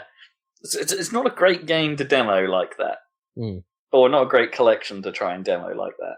Because they just had the whole thing running, the full game just running. It wasn't a proper demo package, I suppose. And that was pretty much the Microsoft booth this year. There wasn't a lot there. I mean, they had the Quantum Break trailers that we'd seen earlier in the year playing on the monitors and things. But that was it. So a little underwhelming, actually. Not the greatest showing from the Big M. The Big M, not the Big N. Mm-hmm. What about the Big booth, M? on the other hand? Yeah. It was kind of neat, actually. So I played a bit of Mario Tennis. Oh, yeah? It's not Mario Tennis. Oh, god damn it. It's still not the N64 Mario Tennis. It feels wrong. What, more so than the GameCube one? More so, yeah. It just doesn't... I was so bummed. I mean, don't get me wrong, Kibbs and I had a pretty great time playing it because we didn't know what the fuck was going on half the time. Right. Like every now and then just mega mushrooms are just thrown onto the field, which obviously makes your character enormous. But then actually the way the ball moves sort of changes whether one player or the other is big. It's weird. Like, so if you're massive, your ability to get to the ball is obviously improved, but as is your shot speed suddenly increases. Except for when the ball hits the ground, it then sort of stops in the air and sort of pops upwards, making it still okay for the other player to get to it. Which I suppose is their way of balancing out this random thing. But I really didn't get a feel for how that game is supposed to play properly. And we played, 6 games into 6, so 3 game rounds, and best of 3 rounds. And yeah, I just didn't get a feel for it. It's weird. It's not the N64. I mean, the N64 one is weird in its own special way because of its strange momentum-y control scheme. But that felt like there was more skill to it. This just... I mean, does it That was still the have way it the described it. momentum-y thing where you run and then you hit the shot button and hold and you're sort of Not slightly as- moving that way until you hit it? Not as pronounced. Right. I mean, I did have one circumstance where I cocked up like that, and I was totally in the wrong position, and but I didn't know what the cancel button was, so couldn't get out of it.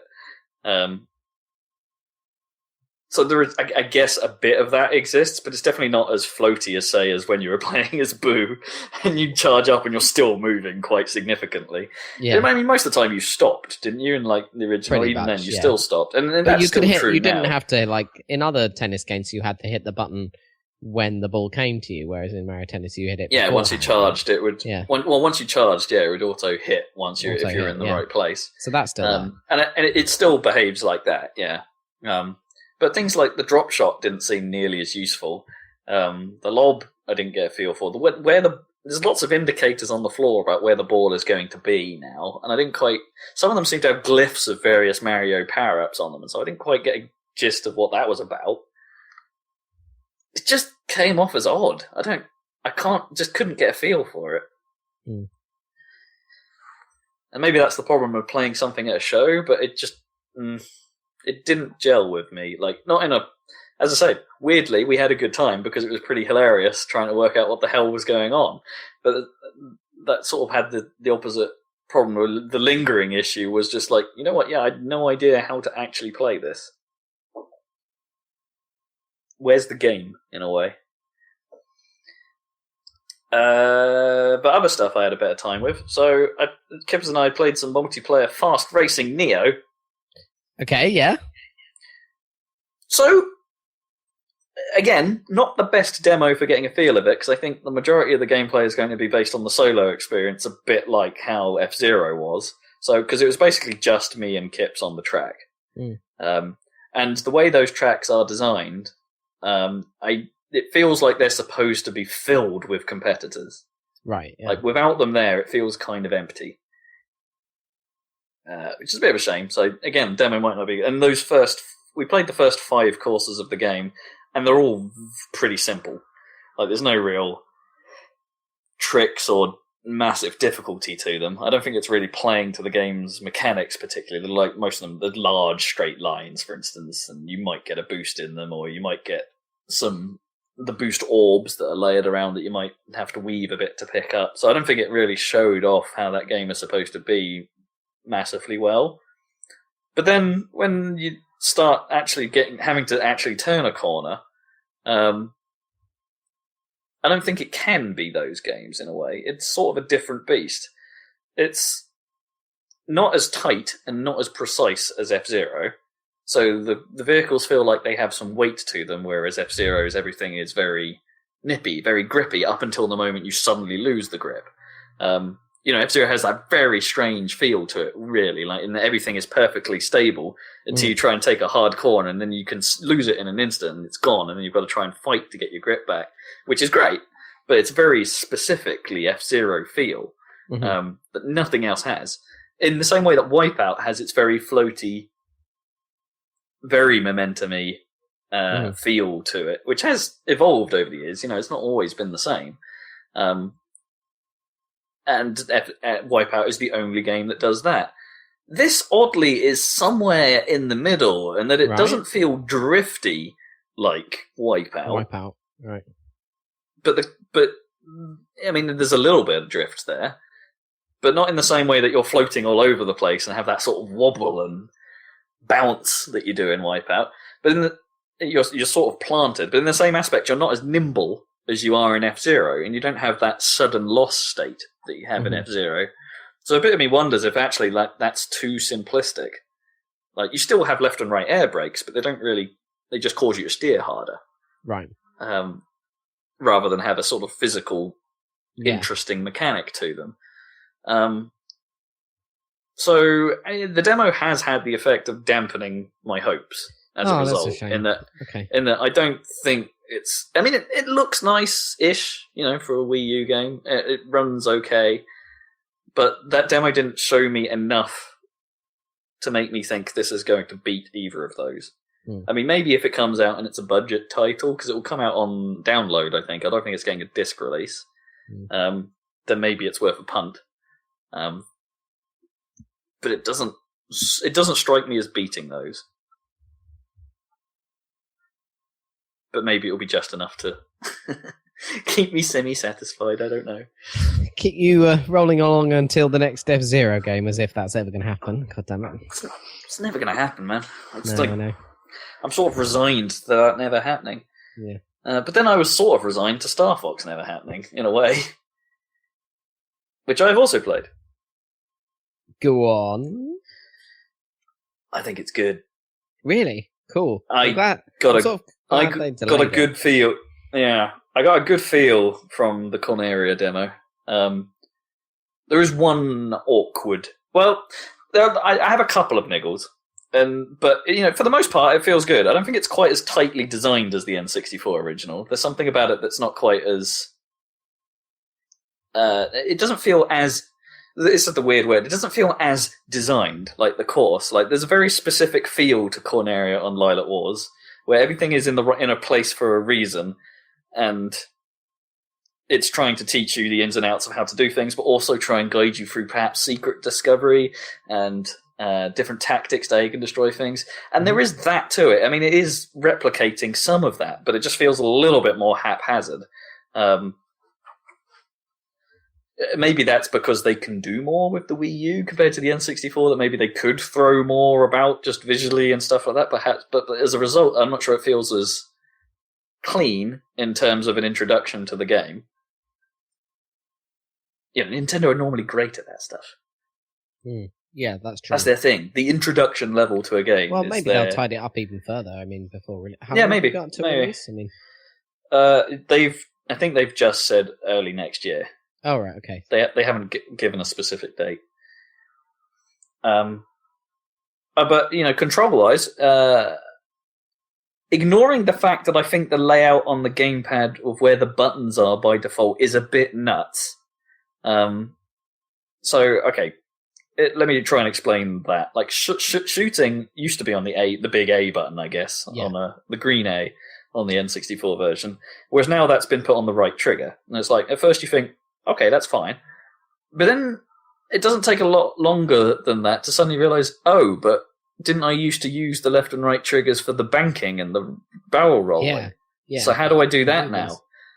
And it's like, their solution is, well, let's put that as left and right on the right stick. And all of a sudden my brain goes, no, that's not right. That doesn't feel... And I got a bit more used to it, but it's not as good. The feel isn't as good as having, and I'm really hoping you can remap that. Because control button locations aside, it feels like Star Fox. It feels good. The gyroscopic aiming thing didn't bother me at all. Possibly because I've been playing Splatoon a lot. Yeah.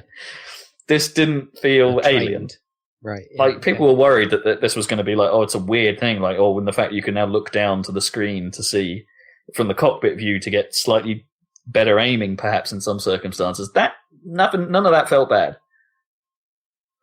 I had no problem with that whatsoever. It's just the button locations were weird. Like, even speed up and slow down had been put as right stick up and down. Like, where they would have been C buttons, I guess, before. And it's like, well, you've got 4 face buttons there. Can't I still use one of them to shoot, one of them to bomb, one of them to speed up, one of them to slow down, and then use the paddles or use the triggers as the bank and do the rolls and stuff? And that would be fine, right? Then I can use one of the bumpers to do the weird chicken transform you can do now, if you want to. Which again, it felt as you would expect it would. Not really a problem with that. So that's the first slight niggle. The second one is there's a section which I think everyone who's been paying attention to this game might have seen, where spider-like robots come out of crates and start moving towards the sort of Canaria Tower, and the game is basically forcing you to try and learn how to gyroscopically aim, because you have to hit them from above. Right.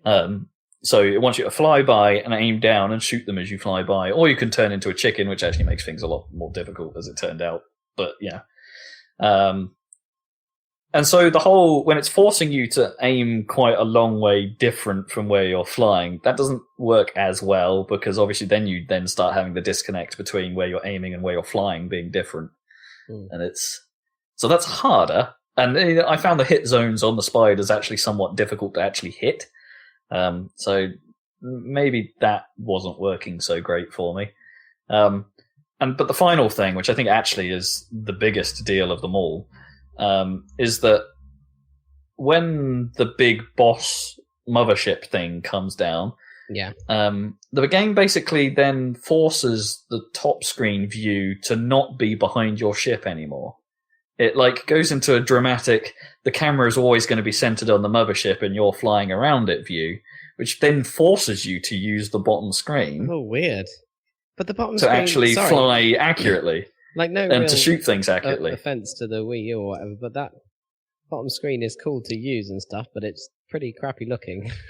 Kind of.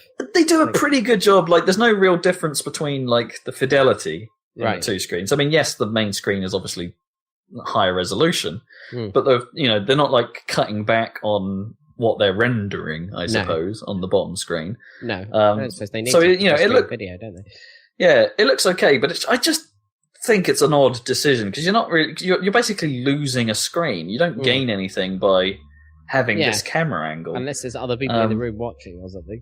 I mean, I hope that's something they take out and they put there for demo purposes. It's entirely likely that they did that to make the demo force you to use the screen so you can see it, so you can feel it, so you can, get the gist of what's actually going on down there, rather than trying to just play the entire game looking at the top screen. And I hope that is the reason they've done it, because I thought that strikes me as a bad idea. I wouldn't mind perhaps having a press Y to toggle ball cam, in Rocket League style button, so you could flick the camera to have a look at where you're supposed, the point of interest, I suppose.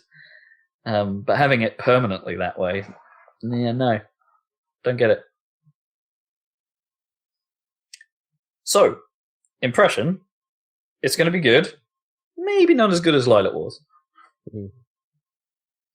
Okay, well, hope's still high. That's good. Yeah. Okay. Yeah, I'm still excited. And another good game for Wii U, hopefully. So. Yeah, hopefully. Well, they haven't got much in the hopper past that, other than perhaps that new Zelda, whatever that turns out to be. If that even. Well, I don't know if we talked about this. But they have basically confirmed there's a new Pikmin coming. Oh yeah, and that happened quite quickly, didn't it? They were suddenly it's oh yeah, by the way, it sort of leaked or something, didn't it? Yeah, I think someone said it casually in conversation, and they were like, "Oh yeah, I wasn't supposed to say that," or something. Pikmin 4, yeah, it's a thing. Cool. Yeah, it's not that far away, apparently. None of us played. Although nothing. No, none of us played 3. I mean, it's a Wii U game, and Zach's the most likely one to have wanted to play that, being the Pikmin fan that he is. Pikman. He's the Pikman. Oh boy, what else did I play? That's the bulk of stuff. Let's go indie. Oh no, wait, before we go indie, Kipper's got a session with PlayStation VR. Right. So this is second-hand knowledge, but he says, yeah, damn man, that's pretty cool. It's a bit resolution-y, because I guess the PS4 is only outputting 1080, and he said when it's that close to your face, it's kind of noticeable. What 1080? So half of. What you see, you can still see. Yeah, you can see pixels basically, and it's it's noticeable. But he said that things didn't have any problem with input lag or motion sickness kind of effects with it. He said it's definitely better. And I think we've only really I've only had experience with, and I think he's the same. We've only had experience with Oculus DK1s in the past. So they've come a long way since then, haven't they? Yeah. So you were saying, it's definitely improved over that, but it's a long shot better than what that was. And so the demo he played was the heist demo, where he was also using Move controllers to basically shoot out the side of a car. Oh, cool. And he said, yeah, that feels real good. I still have my doubts about where VR gaming is going to go in the short term, at least. I think it's going to take a very long time for us to learn what we can and can't do with VR. Short of just making cockpit games, I guess, or there's a lot of challenges there. But in terms of that particular demo, he said, "Yeah, it feels good. Like maybe rail shooters will be back." Yeah, that would be quite fun. I mean, I wouldn't mind playing a bit of resin in virtual reality. Oh, man. That'd be super easy to render. Yeah, Child of Eden with VR, man, that'd be crazy. Yeah, and the only other real PlayStation thing I did while I was there was I played a bit of Tearaway Unfolded. So this is a sort of reimagining of the Vita version of Tearaway, which, if you're not aware, is basically a little bit like Little Big Planet, but for papercraft.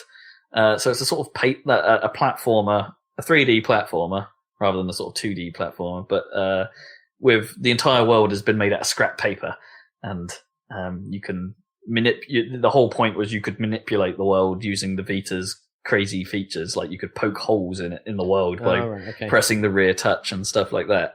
And apparently it's a very good example of how to play the game. Use the Vita camera in aspects to show yourself and stuff, and put you in the game in places in cool ways, and was one of the reasons to own a Vita early on. So the PS4 version is basically a reimagining of that game. So it's got a lot of the old content sort of, but redone in a way that makes sense for the PS4 controller. So you can aspects that wouldn't have worked because you can't touch the back of the screen, for instance, have been reworked into something different that makes sense. So this level was mostly about wind.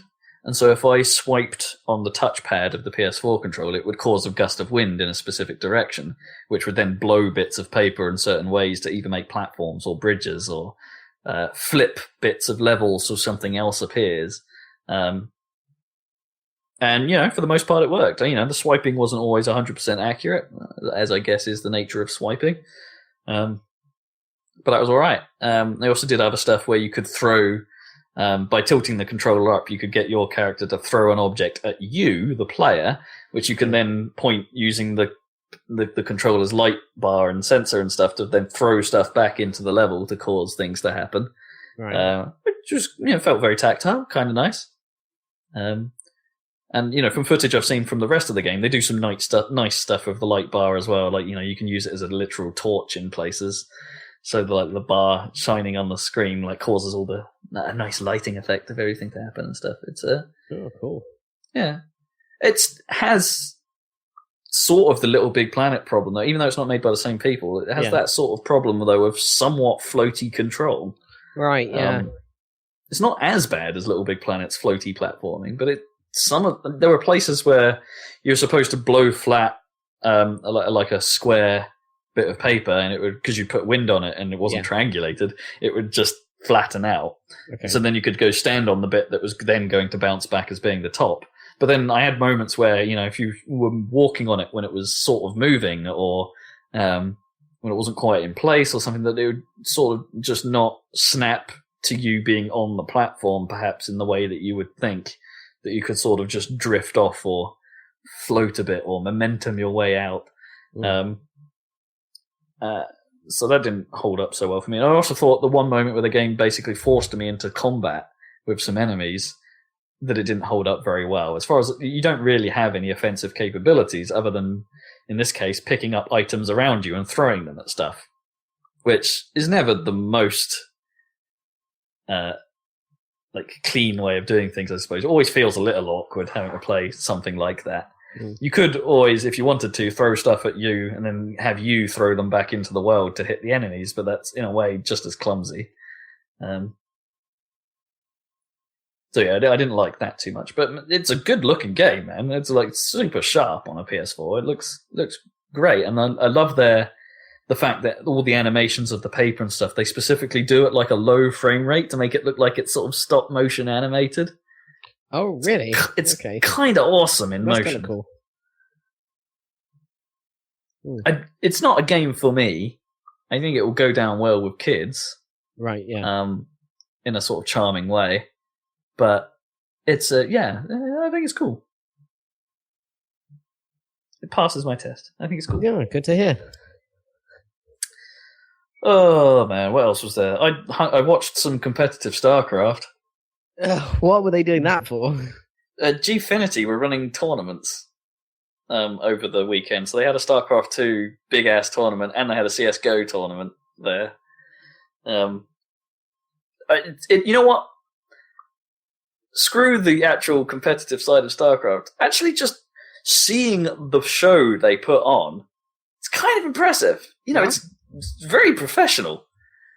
You know, the little booth where, you know, the commentators are sat. They had two of them. They had a booth for like the mid-game analysis and, you know, talking about what the next matchup is going to be and how it all pans out and stuff like that. And then they had another booth specifically for the commentators and stuff. And then when they're actually showing the game, all the graphics on screen were, you know, they had a special view into it, so it would show informative stuff. And right, properly done. Yeah, you know, it had if you ever saw the international or any clips of it, they had like the proper like booths set up for the competitors to come sit in and stuff, and there was smoke machines for like big moment, and then, you know, entrance music and stuff like that. It's kind of a cool thing. Crazy, yeah, but kind of cool. The crowd dynamic definitely helps.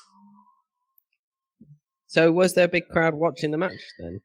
It was all right. Yeah, when we got to actually a proper match being played like between like pros, then yeah, there was a bit of a crowd came in. I think it was the start of the final, and it was a big ass long thing, so we didn't stick around for all of it. We had stuff to do. But yeah, it's kind of a fun experience actually. Yeah. I was sort of overwhelmed by it more than I was impressed by it more than I thought I would be. Expected, yeah. Yeah, it's kind of cool. Cool.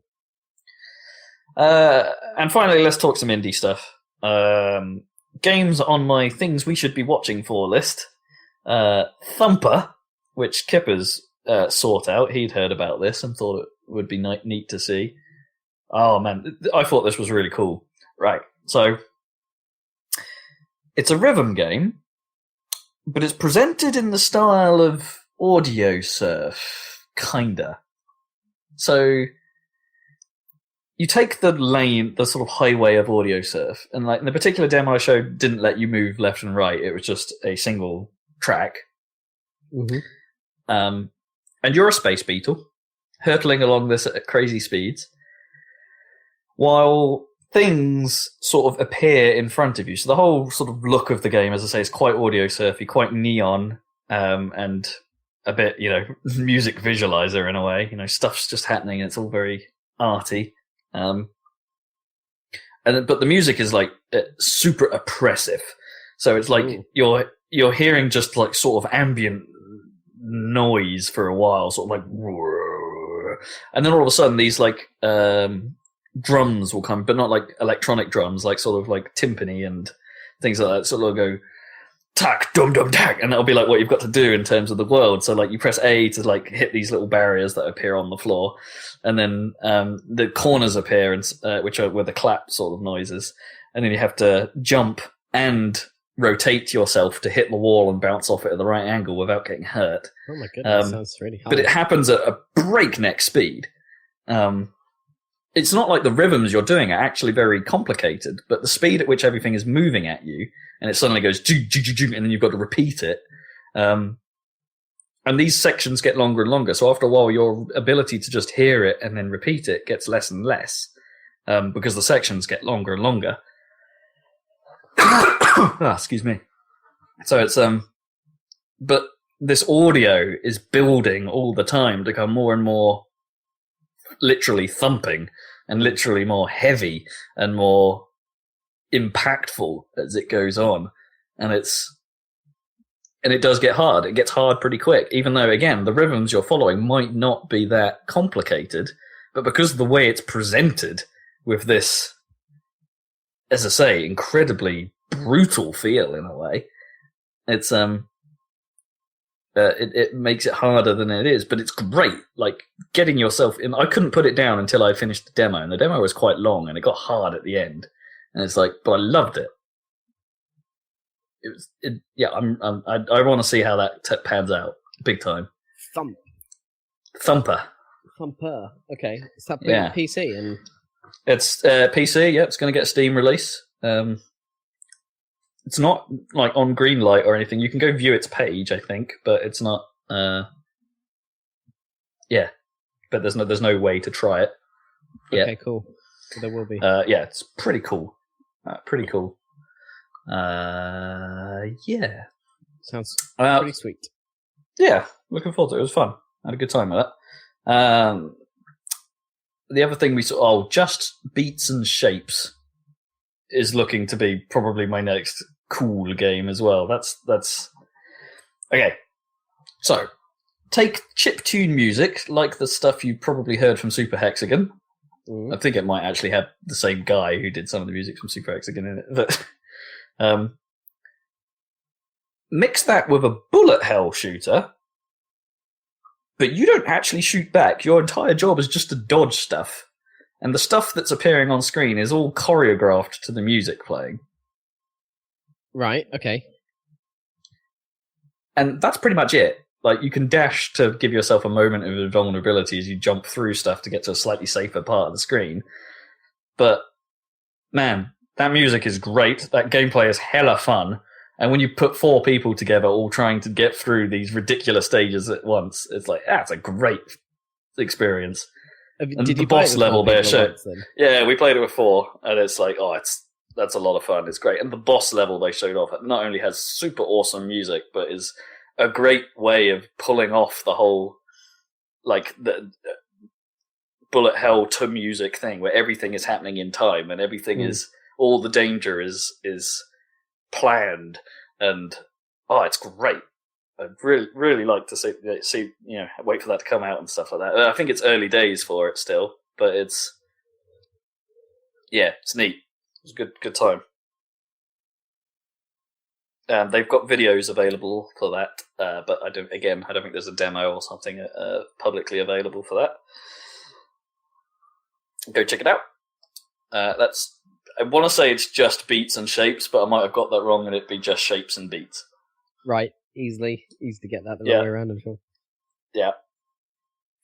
And the other thing we sort of discovered was Man or Goat. Man it's a stupid little Goat. Man or Goat. It's a stupid bloody little game you can get for iOS, which is literally that. It will play you a sound effect, and you have to tell it whether it's a man or a goat. Oh God, are they sometimes men trying to imitate goats? Or? Yeah, well, one of the developers actually, the 2 developers of it were there. They were the guys showing it. So we had a chat with them, and it's one of them doing the majority of the goat impressions. Some of them are super obvious that it's a good. Like, some of them, they have fun with it. Some of them are really stupid. Like, they'll just say something like "get off" or something, which sort of catches you off guard and makes you laugh a bit while you're playing it. It's a stupid game. Right? It appealed to my ridiculous sense of humor. One of the best laughs I had all day. Sweet. And it's available now for free. The only important thing about that game is, does it remember what sound effects it's already played? Because Well, if it's totally random, that's not going to be as cool. You want to work through it so you can hear everything eventually. Well, this is the thing. Yeah, it's actually structured into 80 levels. Well, I think there are some repeating sounds, as you said, but like each level is basically a set pattern. It's like these sounds will play, and they do just basically outright say in the game's help file, look, if you want to get a better score on a level, just replay it until you memorize the order. It's like, but obviously the most fun you have of it is just going through each level in turn, being hit by new stuff each time, and so you can go through it that way in a sort of fixed pattern, so you don't hit, in theory, a proper repeat, or at least an unplanned repeat. And there are other modes which do randomize things. Like Poo Bucket. Poo Bucket's kind of funny. You have to get an answer. You have a very short period of time, but every time you get an answer right, it suddenly goes into you're controlling the bucket at the bottom of the screen and have to catch all the goat's poo that's flying out. And the more you catch, the bigger your multiplier gets. And it's like, can you fill the bucket in the time limit? And it's like, I can't get close. I got 40% or something. It's a silly game, but it's very funny. Man or Goat. Check it out on iOS. Yeah. I think that was pretty much my EGX. If I think of anything more, I'll come back to it. Okay, well, that's news. News! Games are coming. Now the question is, what have we been playing of games that have already come, as it were? They came already to this world, and now they are playable. And Zach has been playing some. They are upon us. Are they? What have you been playing, Zeg? Yes. Give me some... Doesn't say that it's upon you imply that it's in the future, though. It's like it hasn't happened yet. Well, the winter is upon us. Yeah. Well, that's like it's starting, really, isn't it? I guess, yeah. Or These you're in the games are middle of definitely it. upon us. Yeah, but that's sort of a different... You don't use it in that context. No, I guess not. Even though that's technically perfectly right, I guess, for that weird usage of upon as a, as a description. It's fully upon me. So yeah. I haven't played What'd you that do? much different, really. I played some Dirt Rally because Finland came out at last. It was the September update, and actually it came out on the very last day of September. Finland. I've been waiting because I thought it was weird because the previous update I thought it had come out quite early in the month, and I was like, oh, maybe it's just like their schedule has gradually shifted to be earlier. But then when I looked at the actual date, it was like, oh, it came out on the 25th. I guess that wasn't that early. But then this from Finland update came out on the last day of September, right? Just in time. Finland. Although technically it was October for me because it was on a US time schedule or whatever. Oh, sure. So it was actually the 1st of October. So I played... Why would it be on a US time schedule? I'm just thinking about it. Because all releases on Steam are scheduled. It's Valve's server upload or whatever when they toggle the switch. But I wouldn't... Oh, yeah, of course, yeah. I was about to say, yeah, because I was about to say, wouldn't we get it early? No, it doesn't work like that. Very rarely does it work like that. So yeah, I messed around. I played the stages, I guess. The trouble is, they didn't really explain it very well in the patch notes, but luckily I'd already read the blog that they'd done coming up to this, like the last couple of blogs. Because weirdly, I think they just kind of forgot to upload the blogs onto the Steam news feed. So like the last couple of blogs, I was like, why hasn't it updated? And then I just went and looked at their website. It's like, oh, there they are. Right. Because they do weekly blogs. So there should be one every week, but there hadn't been. And then I discovered that they seem to have just forgotten. So I went and read those, and they'd explained it slightly better in one of those blogs, but like, they're like doing a second pass on the handling in general. But they've only done some of the cars in this update, which A, makes them handle differently, but B, also affects like force feedback strength. Right. Because like it's actually affecting the physics of the car. Yeah, interesting. And they said like generally what we've done makes the downforce like less on most cars, which makes your force feedback feel lighter because it's not in as much contact with the road or whatever. Yeah, okay. But we don't want to turn it up because then the ones we haven't changed, it would be too strong. So they're just leaving it for now. Okay, right.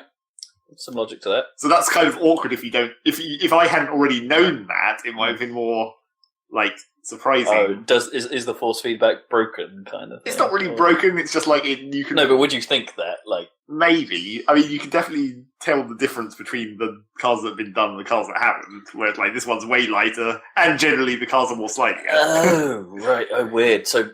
Surely that's going to... Well, yeah, presumably all the leaderboards will have to reset anyway. Well, yeah. But, yeah. They've already reset everything for the cars that have changed. Right. So, yeah, I made sure to play on a car that was in, like, the old physics first. So I was like, this is what I'm used to, so I could just see the track. And then I tried some of the new physics cars as well. The main thing that's different... Well, the main thing that's really obviously different... But again, might just be coincidentally the vehicle that I was trying, because of course you don't really. It's like every car is slightly different. But when I tried the new physics, I was like, "Wow, this grips much less on tarmac. It's way easier to just completely lock up and skid." So I don't know if that was just like the car I was playing, or whether that is like the new physics Okay, making the like- tarmac less grippy. Or maybe an ABS thing. Or if you're locking up, surely it is grippy, but your wheels are locking. Like your brakes. Yeah, but are you have taking- less downforce, so it's not gripping to stop you, even when your wheels are locked. Yeah, that would explain lockups. Yeah. So yeah, I tried that a bit, and it was kind of difficult. But then also maybe I was just sucking because the force feedback was lighter, so I wasn't getting as good feedback as I should have been, or whatever. Who knows? Who knows? But anyway, I played Finland, and those are good stages if you want to hear your co-driver say crest and jump about every 2 seconds. Literally every corner is on a crest, which sucks. Yeah. And in between every corner, there's about 3 or 4 quests. Yeah. Does it look? Are they good stages though? Like the 2 stages that actually is. They're sort of okay. I mean, they're a lot more straight. There's less corners in general. Right. There's basically 1 hairpin in both of those 2 stages. Mm. They That's don't kinda really true, do that, of yeah, course, because that's Finland. Yeah. That's kind of true of how it was. Yeah. Yeah. I get a But bit it's bored like- of those. I know obviously it makes sense geographically and stuff, but in like Monaco and stuff where there's like, hairpin and then, another hairpin because you're climbing the mountain and you get like 4 or 5 Yeah, hairpins in a those- row. And it's like, that's like a bit boring. Well, And those easy to are screw like, up. yeah, those are like the actual challenging bit. Like whenever I do that Greece stage that has that bit where there's just like 5 hairpins, Yeah. that's where my times always get fucked up because I'm bad at hairpins. Yeah, it's really hard to do. Yeah.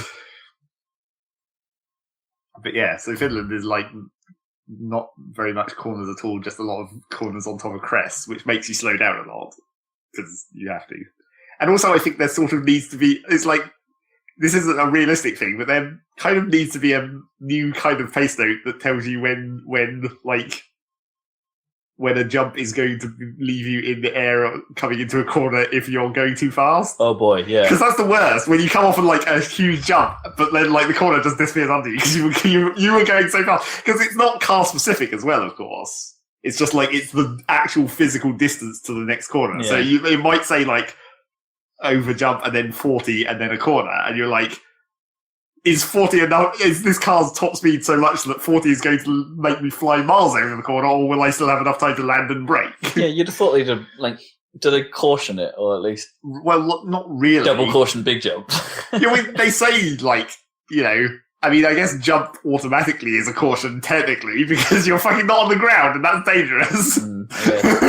Yeah, but yeah. But it's I not agree. so much the jump that's the problem, it's the what's coming next. It's like, maybe I have to just go to earlier pace notes at this point and hear to have that and hear the 40 and Yeah. go, no, 40's not enough. to have that Yeah. knowledge more in advance to know Mm. that I have to not jump so much off that jump. 'Cause they did add another early setting, didn't they? So there's like Yeah. early and super early. Yeah, there is an earlier one. Not a later one, but I guess you can only make it so late. Yeah. Later seems stupid. And then the other thing that I also played and streamed to someone who wanted to see a video of me playing. Like, I used the Steam streaming so they could watch for a Okay, while. yeah. And they had marginal knowledge about cars. Hmm. So when I went to the setup, I just ran the default setup on the first try. And they were like, man, that default setup is retarded. Why is that like that? And I'm like, I just leave it on default because, every time I've tried to make a new one recently, I've screwed it up more than the actual default. Right. So that they teach you how to make it work. Well, they had their suggestions, and so I let them tell me what to set it at, and then tried that. Hmm. And it's like I couldn't tell whether it was better or worse. Right. It was like it was different, but I don't know if it was actually That the time was better. Or... well, yeah, or like whether I was actually more in control of it. Because Right. the main thing was like the spring strength and the dampeners because of all the jumps Sure. and all that. So You want the strength up well, apparently you want or semi? you want the springs soft and the dampeners firm, and I was like, that doesn't sound right. But I don't know. No. It's weird in a way, isn't it? Because you want them to just have a lot more travel, right? But maybe you need the dampener. Wait, the dampeners where it just basically stops. Well, yeah, that's what I thought. But maybe, I mean, the dampeners have their own form. I mean, there is the advanced settings where you can set like travel separately to dampening Right. or whatever. I don't know if that would help even more if you went in there and configured those individually. Mm. But I don't know. It felt different, but not really any more or less easy. Yeah. They crash slightly differently. And also, there's one bit on one of the Finland stages where I don't know what it is, but even though I have the pace notes, there's just some kind of visual trick where you're coming over this crest or jump naturally, and like something about the arrangement of trees that you can see in front of you always makes me think the corner goes right when it goes left. So I just ramp off this jump straight into the woods, and I'm like, why do I keep doing that? It's just like some way that the trees are arranged that just completely fools me every time. Even though the pace note should prevent that. Should it say deceptive? Yeah, I guess it should. I mean, there's also another example of that on like one of the Germany stages where you're coming uphill, and it says like there's a left corner coming up, but unless you very specifically remember to listen to how far away it is, you come over a crest. And you can see hay bales in the distance because it's like on one of those roads, so you can they put those hay bales on the corners. Yep. You can see hay bales in the distance, but those aren't the corner that you're coming to. Those are a corner later in the stage, so you come over a crest and the corner's right there. Oh wow, that fucks me up a lot. Yeah, I can imagine that.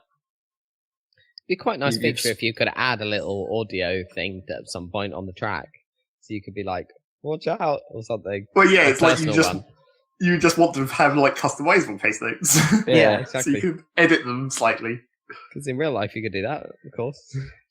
Yeah. Say, can you tell me when that fucking retarded thing is coming up? And then also with the Finland update, there was 2 new cars, but they're not very interesting. You'll be happy because there's the Focus. Yay! And also for some the reason, classic '98 Focus or whatever it like was. it's 2000. I think it's 2001. So Yeah, still, like, yeah. But also for some reason, the other car they added was another Subaru. There's already the 2005. Now there's also the 2001. Basically the same car, aren't they? Yeah, they're pretty similar, aren't they? Still no Mitsubishi license. No, still haven't got that apparently. No Lancer. On, what? You got it. It's not a rally game about the Lancer, man. No. And I noticed that in the Focus, like one of the liveries has Colin McRae on the windscreen as the paint. His paint job or whatever. Not a little picture of him. Yeah, for a minute I thought they'd just block out the co-driver and just have a picture of him on the windscreen. No. He'd be on the driver's side. That's not how it's working. Yeah, but then I can't see it. So yeah, that was Dirt Rally. I don't actually remember what the next update is meant to be, whether it's meant to be Sweden. I think Sweden's meant to be last, but I think it's supposed to come out of early access in November, so this might be the last. Oh, wow. We'll see.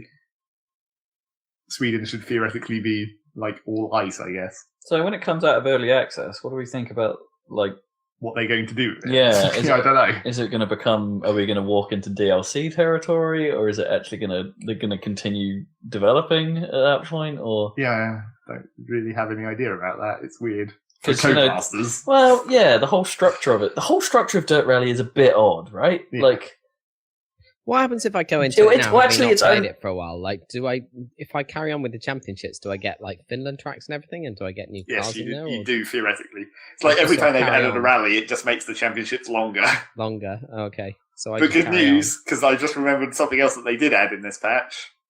They've added custom championships. Oh right, okay. So now, because you know how in the championships, basically you do every rally, but you do an increasing number of stages as you level up the skill, like when you promote into the next skill level of AI, you do more stages per rally. So when you get to Masters, you're doing the whole thing, 12 stages in all of the rallies. So what they added was, it's a separate menu option, so you can still have an actual championship going as well, but then you can run a custom one separately, where you can set how many rallies, how many stages, and what AI difficulty individually, and it scales the prize money dependent on like the proportion of what you would be doing. So if you set it to Masters difficulty but only do half as many stages, you get half as much prize money. But if you set it to like open difficulty, like the easiest difficulty computer players, but do 12 stages, you get like 200% of the open prize reward because you're doing more stages. So it basically automatically scales the prize money dependent on what proportion of the total game that you're doing. Okay, right. Per difficulty level. Oh, that's 12 stages per rally when really you've only got 2 stages. Yep. That bums me out, man. Just they need to get they need to add more content to those rallies. Just 2 stages per location just isn't enough. Well, and they also they've made it even worse for themselves by adding the other disciplines because there's only Pikes Peak and hill climb, so that's fucked. You need at least one more of those. It's weird, isn't it? It's like if they'd have just, I'd be more happy if they'd done double the content per rally. I don't care about rallycross. I don't care about hill climb. Maybe you do that later. Yeah. But if you're making a game that's supposed to focus on rally, give me the stages. The stages are all anyone ever cares about in these things. I don't need so many cars. I don't need so many things. I want different levels. Yeah. Ugh. Wrong direction. Wrong direction, guys. So close. I get annoyed in even at my pansy level. When you get a rally come up that's basically do this stage. Now do half of the stage you've just driven. Now do the other half of the stage you've just driven. Okay, now do the other stage. Now do the. It's the repetition really feels bad after a while. The ideal setting for the custom championships would actually let you set each individual stage as well. Because then you could actually make a custom championship where nothing repeaters. Sure. Well, then you could have at least one full stage forwards or something, and then the next 2 stages could be the half stages backwards or something to make. And making a 6-stage rally forwards that and isn't backwards are so sufficiently different. Yeah. If you don't play them immediately after making each a 6-stage rally to that structure, say 1 full stage in one direction and the 2 in the other direction. That sounds fine. Yeah, that's okay, but that's only a 6-stage rally. It's that's a 50% reward. Yeah, it's insufficient. Except it still takes quite a long time, I guess. Yeah. Boy, I guess that's where the main effort is, though, in terms of their content creation these days. It seems, but it just feels. I really want to know, what, back in the. We need to fire up Colin McRae 4 or something or 2 or something like that, and just look at it and go, are these other stages in these rallies just rehashes of the same areas? And I'm not sure they are. Well, I don't think they are, but they're also, the ones in Dirt Rally are based on real places. Are they? To some extent. But there's really real rallies can't structure themselves like this, can they? Well, but I don't mean that real rallies do that. I mean, they've been trying to create a level that's not just made up, which makes it slightly more difficult to do because you're having to copy it and you're creating it specifically to match a real place, and theoretically people know that place, so they know. And some level, does that really matter if you're actually just making less of a game? Well, I think as a result, I think really the idea is meant to be that because it's based on a real place, then that makes it a better level because it's a real place that real cars have driven on, and therefore it's an actual adequately designed rally stage. I get that. That's fine so far to a point, but they've gone too. If that's the budgetary reason for why there isn't more content, then they've gone too far down that side. Well, the thing about that whole situation that makes me think it's weird is that they specifically say that it's not a laser scan of a place. No, presumably it would have to be location scouts. And, it's not. It's still by eye, I guess. Yeah, they haven't driven the road with a scanner and actually taken the geometry that way. They might have got a driver to set off some road or something and driven it properly, maybe to get a feel for it. So it's is that? It's basically. If you had the laser scan, I guess that's more money but less effort. Oh, I don't know. Yeah, there'd be maybe more money but less effort for your actual dev team, maybe to a degree. Yeah. But you still perhaps have to then once you've got the scanner, you have to fuck with it a lot. Yeah. Yeah, you still then have to actually produce the content along that path, I suppose. But then is that really? That's probably too far, right? Because that was the whole. I mean, laser scanning a track, a circuit, I guess, from Forza style stuff, must be so much simpler than trying to laser scan several miles of countryside. Well, it depends. I mean, they had that whole thing about scanning the Nürburgring, didn't they? And that's a fucking long track. True. They did. So that's at least comparable length. They did do that. But then in theory, someone only has to do that once, right? In theory, yeah, if you can pull the data in the same way. Yeah, like, so if you're a series like Forza or something and you're having to get the data yourself, maybe, Then luckily after 5 you have it. yeah, you've just got it forevermore. Maybe. Which doesn't really work with Rally, I suppose. I guess. At least not in Codemasters games. No. They've never made real courses before, I guess. Yeah. True. I don't think anyone has, really. Thinking about it. Well, not that we know of, anyway. No. Maybe someone has.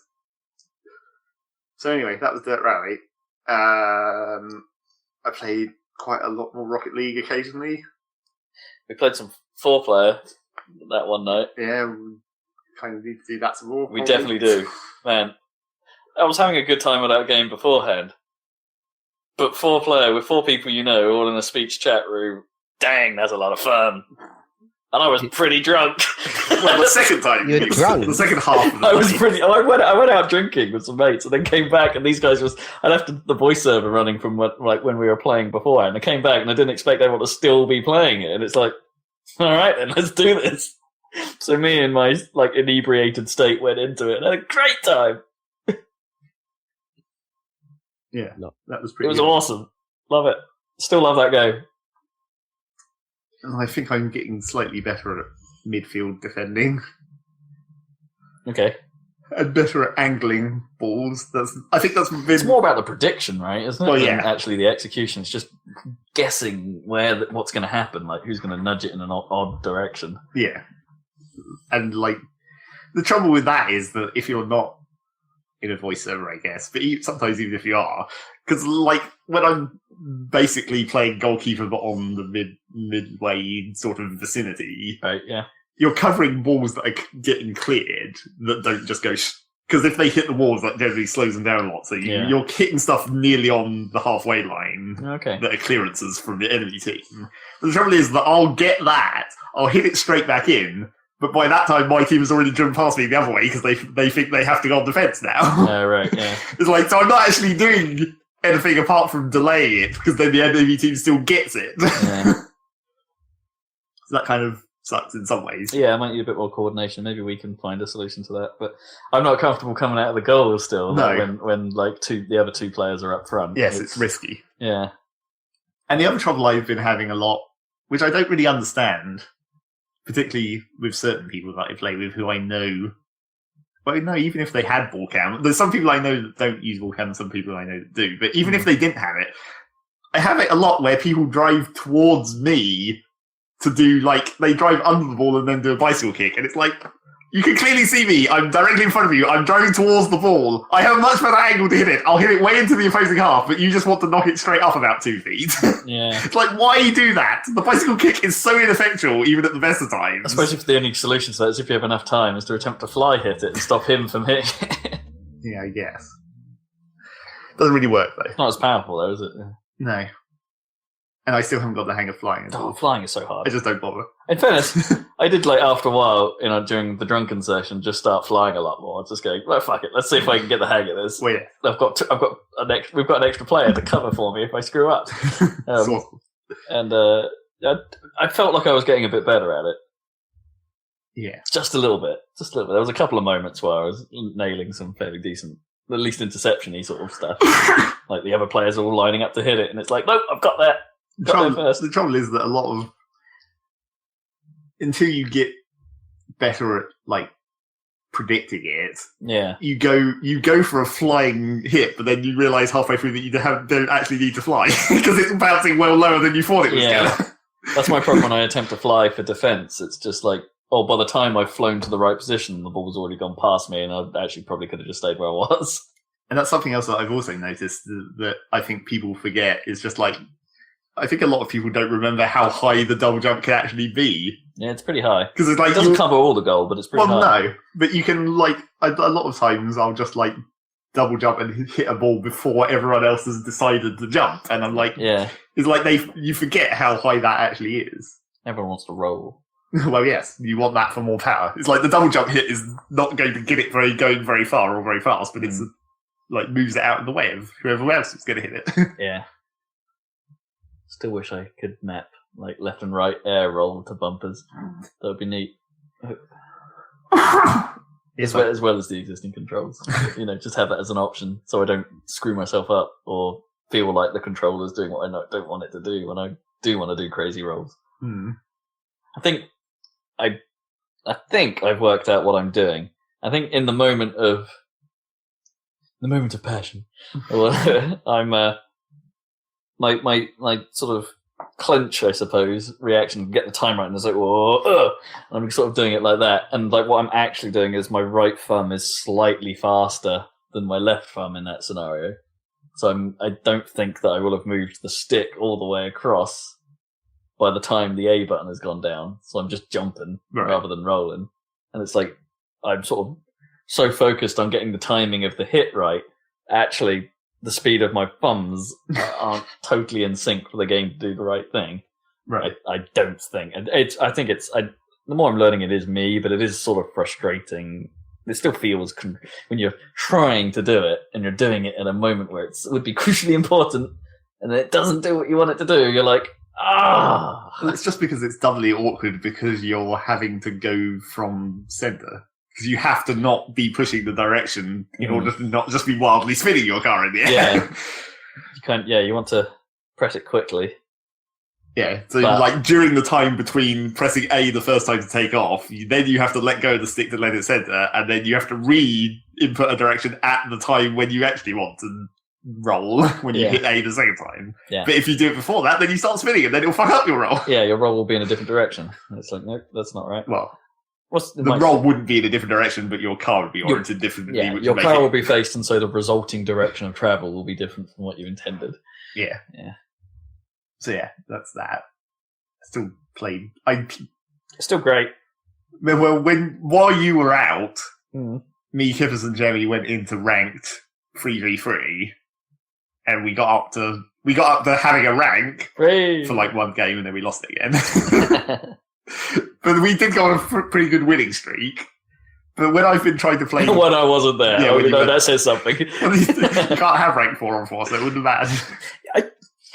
Did we talk about this before? That is the key thing they're missing from this game is some sort of way of making proper teams. Yeah, we did mention and ranking by team. Oh man, that would be good. But then when I've been trying to play solo ranked, I still haven't managed to get ranked because it's just like you constantly bounce up and down just because of randomized teams, and you'll just get shitters constantly. You'll join a good team and then you'll join a bad team until you perhaps get. Well, it must be trying to matchmake you, but your problem is you don't move enough, I guess. Yeah. I don't think it's granular enough. Yeah. I mean, it was really weird because I was playing last night on a rank. Sometime. I was playing on a rank. And there was one guy on the opposing team who I saw like 5 or 6 games in a row. But I was always losing and he was always winning. But apparently we were still getting matched into the same game over and over. Oh, weird. So I was like, that can't be right because surely my rank score should be going down and his one should be going up. So we should be getting less and less likely to be matched together. There just wasn't a lot of people playing ranked at that point in time. But... Well, it's standard like 2,000 or whatever there is, I guess. It's not as big a number as I would have thought. Well, yeah, that's why it doesn't seem granular enough. Yeah, it's like even when you reach 100 on the unranked, you go into like bronze 1, and as far as I know, there's like 3 divisions of each tier, and that doesn't seem like enough.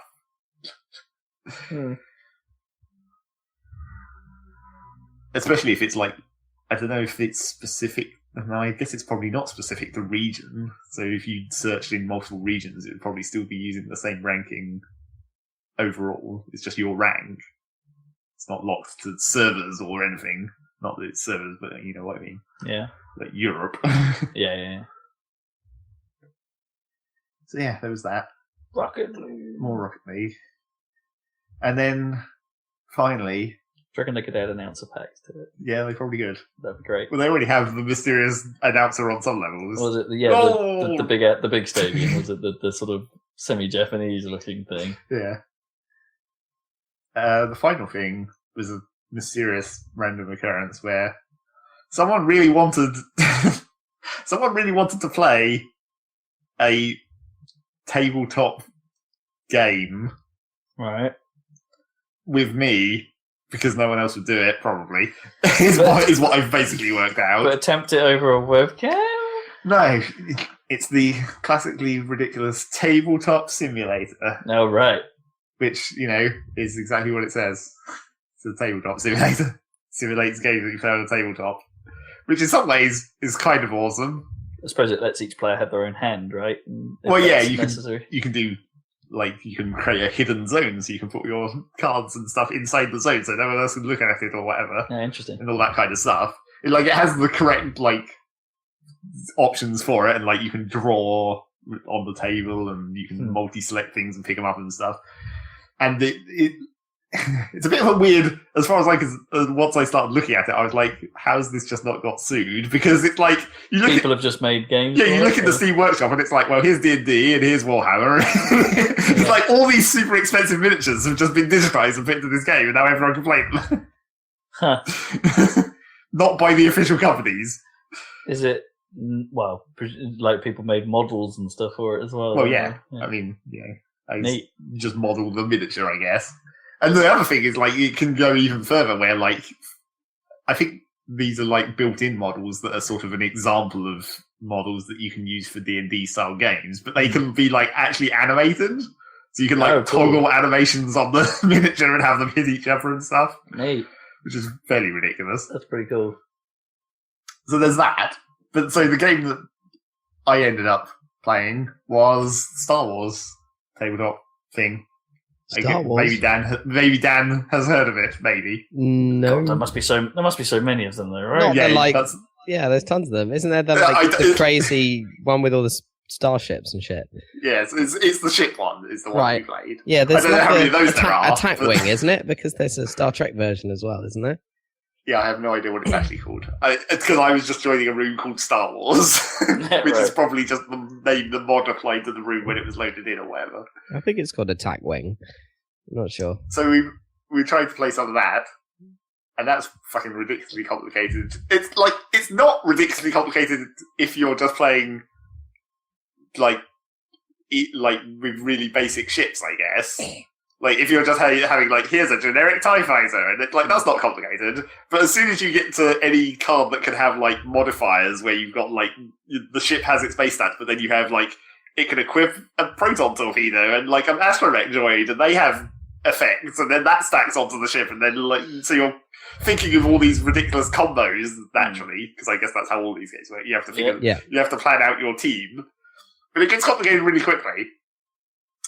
So yeah, we played two different scenarios that are set up boards with specific ships and combos, and it was ridiculously complicated. The second one particularly had some incredibly insane ship combos. There was a Y-wing that had 7 different add-on cards. Mm-hmm. It just had completely. And the thing about it was that I was playing a side where basically you had to escort the Millennium Falcon out of an asteroid belt after its engines had been repaired. So it was stationary for 4 turns, and then you had one B-wing to protect it, and then there were some enemies. Right. But the B-wing that I had it had standard B-wing move distances, essentially, but it had abilities that would let it do basically up to 2 barrel rolls per turn. And 2 barrel. So basically, when you're doing the movements, all the movements are basically forwards, and then angles of forwards. So if you're even a right-angled corner is still a right-angle forwards, essentially. If you see what I mean. You're going in a 90-degree arc, basically. Right. But then, if a barrel roll is, you use the one distance maneuver guide, but it's directly sideways from where you were. Oh, right. Okay, gotcha. So it's like a strafe. Yeah, it's like a strafe, essentially. So how does this combat quite positional based on where you are on the board? I mean, you have your firing arc is at the front of your ship, so you have to get things into that zone, and then the distance away you are from them also affects how likely you are to hit them. It's just a little bit like Sid Meier's Air Patrol or whatever it was. Possibly. But is that what it was sounds called like it. Yeah. Ace Patrol, yeah. Ace Patrol, yeah. But yeah, it's quite complicated. So when you're, and obviously because it's not I guess it's not turn-based, it's simultaneous. But then when the turn plays out, it's based on, like, the pilots have a skill rating, so the order of actions is based on their skill rating. So at the start of the turn, you're laying out your maneuvers, but you're trying to guess what the other team is going to do. So, like, you want to get behind them and have them in your firing arc after all the maneuvers have been completed. So you're looking at what their ship can do for maneuvers and being like, okay, what's he likely to do? And then you're trying to counter that. And then that got complicated with this B-wing that could do the barrel rolls because the barrel rolls happen before the maneuvers are revealed. So if you want to do this extra barrel roll you can do, you have to be like, okay, I think he's going to do this. So if I do my maneuver, but as if my maneuver is going to happen after a barrel roll, you have to like set your maneuver up to account for the barrel roll that you're going to do. Wow! So you say your manipulations, the moves get revealed, and then you can say barrel roll me and shift the whole thing. Yeah. So it's basically like an instant, right? In magic terms. Yeah. So it's like, okay, here's what I'm going to do, but I'm going to shift it by one after everything has been laid out. Yeah. Huh. And then the other players are having to figure that as well, of course, in their maneuvers. Oh, that's real messy. So it got real complicated real quickly, in some ways. And kind of interesting, but properly messy. The other problem with it is, though, which is like the problem with the game, the tabletop simulator game, I guess, is that because it is literally a simulation of tabletop, you have these like move guide rulers basically, and you have to like physically pick them up and place them in front of the miniature, and then pick up the miniature and place it at the end of the guide, and then move the guide out of the way. Right. And it's not like automatic or anything. It's like if it could be made like that. If the model could figure out like if the model could be like, I'm going to do a 2-distance curve to the right and then just do it. Yeah. That would make it much, much easier. Basically, if Tabletop Simulator let you actually make video games versions of the tabletops. Yeah. Or like, I mean, there is... But that's kind of the point, right? Isn't Tabletop supposed to, like, make it so you can play these games because you don't need these rules? Yeah, you can just make a mod that has it really easily. Because you're just picking up stuff and putting it down. Yeah. And you can shake dice and everything. That's all built in. But, I mean, there is So it's not actually like... Oh, I bet me assumed it would be, like, on a grid or something. No, right? So it's actually, like, you're full-on Warhammer, like, you can be anywhere. Well, I mean, all the maneuvers are only, like, 90 degree or 45 degree, so to some extent you're sort of on a grid. But then I guess if you're moving 45 degrees, as soon as you do a 45-degree turn and then start move 2 units forward from the grid, then you're starting to lose it. Yeah. And then there's all rules for, like, collisions and, like, overlapping each other and how you have to, like, back up until you're not overlapping, and then that prevents you from taking an action or whatever. Oh, right. And the obstacles, if there's asteroids on the field, and if the model would pass through the asteroid, like, if any part of it would go, or the base, not the actual model, if the base passes through, so you have to, like, basically, you're picking up the model and like moving it along the track to see if it clips through the asteroid at any point. Sure. And I guess they don't model 3D space in any way. Apart from barrels, I guess. Those don't really count. And there's also like the U-turn where you can flip your direction whilst moving forwards. So you can change your firing arc. Yeah. But that induces stress. And then that prevents you from doing other things. So yeah, it's quite a complicated thing. Crazy. And like a lot of these like super complicated board games, I do end up just thinking to myself, I'd really quite just like to see a video game version of this. Well, yes. Yeah. I mean, that is the advantage of this. I mean, obviously, Tabletop Simulator for all of these games like Warhammer and everything is like this Star Wars one. You load in the table and it just has all the ships around the edge of the table. Well, not even all of them, but like every side of the table is just lined with like hundreds of miniatures and all their related cards and like the stacks of other cards you can apply to them and stuff. It's just all there in one big thing. So whatever scenario you want, you can just drag the bits on. So the thing is we live in an age, as proven by Jackbox in a weird way, that if you wanted to pull off a proper board game, like with private elements, like a lot of board games and party games or tabletop actually require, right? Yeah. You can do that now because of smartphones. Or tablets and things. There's enough of those faffing about, I suppose, that if you wanted to play these games like that, you could implement the Jackbox style system, perhaps not using a web server to do it, like use some sort of app on a local server. But I mean, if people want to achieve these things, we could do that. I mean, there are apps for D&D for like putting your character sheet into your phone or whatever, so you can just like update it automatically as you go along. And apparently, like one of the workshop mods for D&D in the game has. I saw this in the Star Wars version as well, but there's basically an iPad in the game that you can load web pages into inside the game. Oh, that's kind of cool.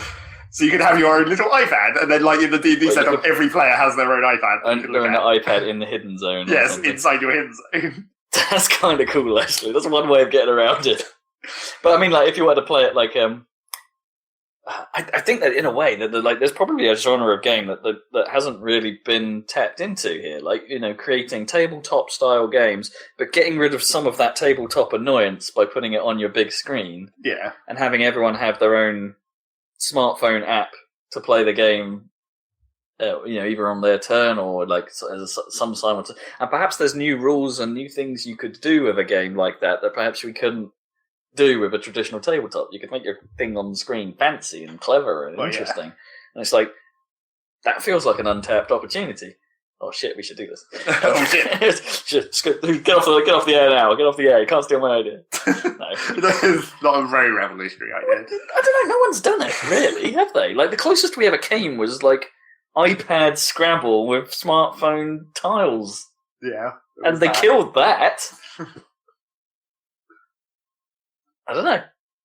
Well, I mean, I think there's something to it. They've only just started trying to do using the separate devices together, like Space Team or whatever. That's only just that's quite a new thing. Maybe really. It is too new. Maybe like if someone is doing that right now, we're a little bit away. Oh, I suppose that's news. Jackbox 2 is coming. Yes, I guess it is. Party Pack 2 is on the way. Maybe it probably still won't get a UK release, like unless on Steam, obviously. Yeah. So yeah, it was tabletop.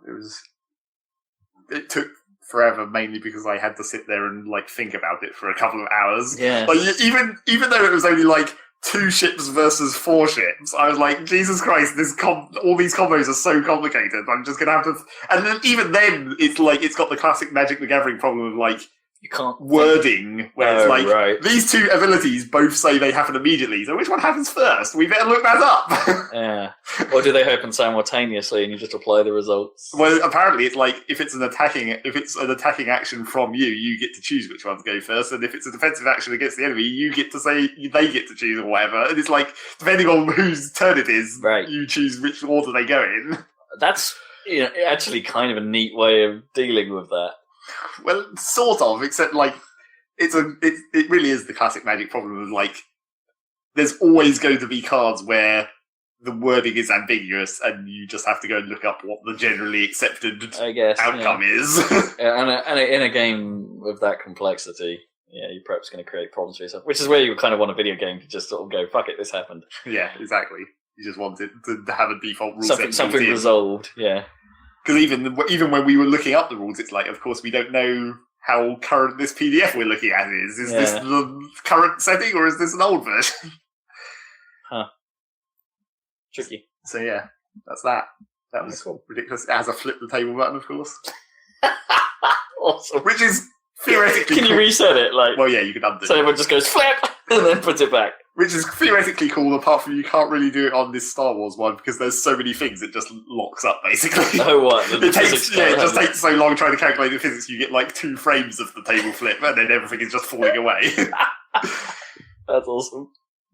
But yeah, it would probably work quite well on some of the smaller games like chess or whatever. Be like, fuck it. Forfeit. That's cool. So yeah, that's that. That's pretty much what I've been playing.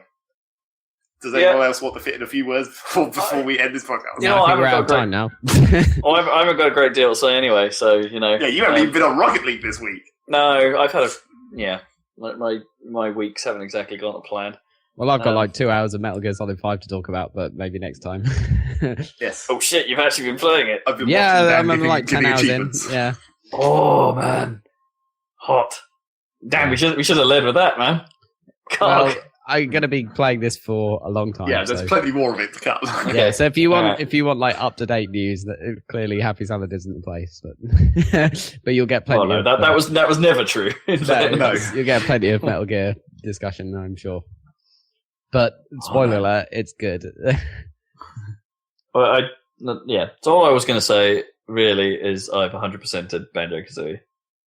Nice. I've done everything now. And Zach watched me do the last boss, which is actually after the first credit sequence. Yeah. You have to, you complete the game and you go, all right, I'm done with this. And then I realize, there's 2 achievements I haven't got yet. What am I supposed to do to get those? And you're supposed to go back into the game, go back to the boss room, like what you thought was the last room, and then go a bit further, and then there's the proper boss. And it's like, this game is structurally weird in play. Like, the way, it gates progress and stuff is kind of overcomplicated in places, and the puzzles you have to try and solve in the hub world in order to try and actually unlock a level to play are kind of boring and overly complex.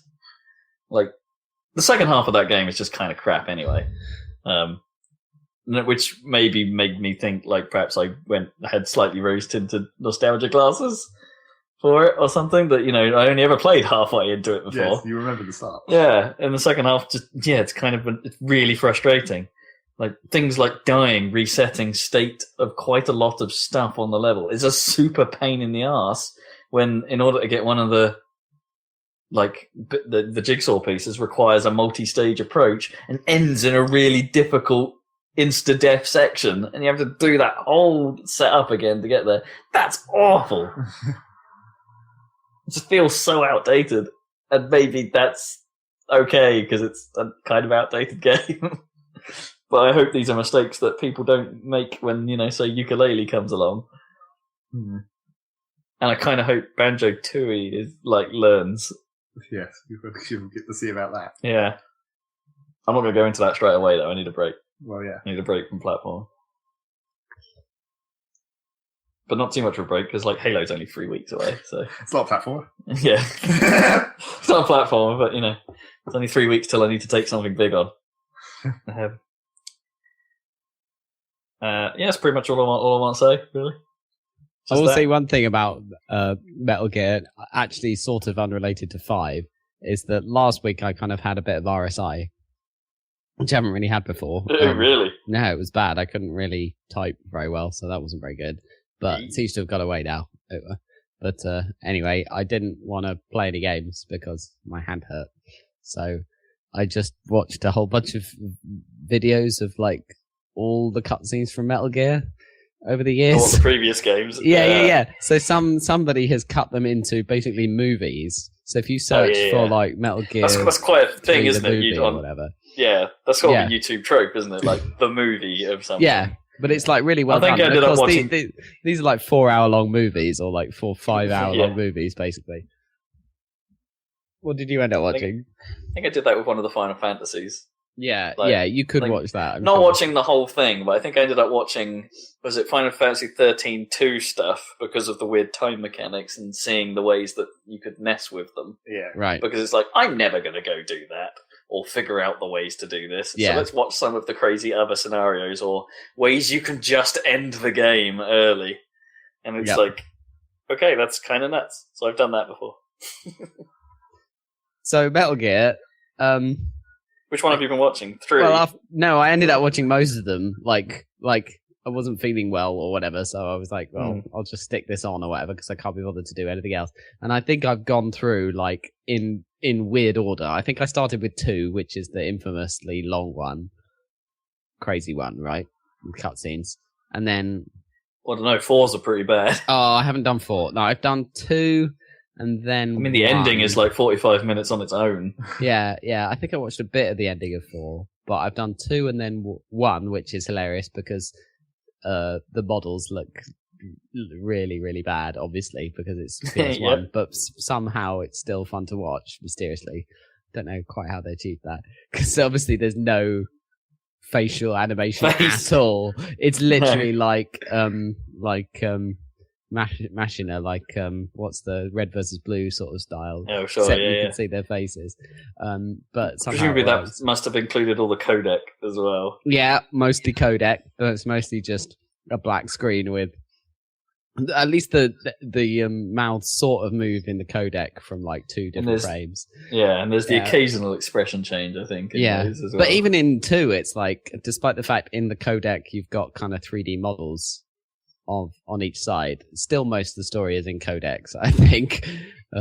So it's like a radio play basically, And then is enough of the game explained that way? Watching the movies, like I think so. as I think you opposed get to, the like- whole story. I don't think there's much in the gameplay. you don't miss much from like mid-game bits of speech or. Not really. Or the way the guys, whoever has done it, has cut together the videos. If there's anything important, he'll sort of slip it in there as a bit of video. Oh, okay, neat.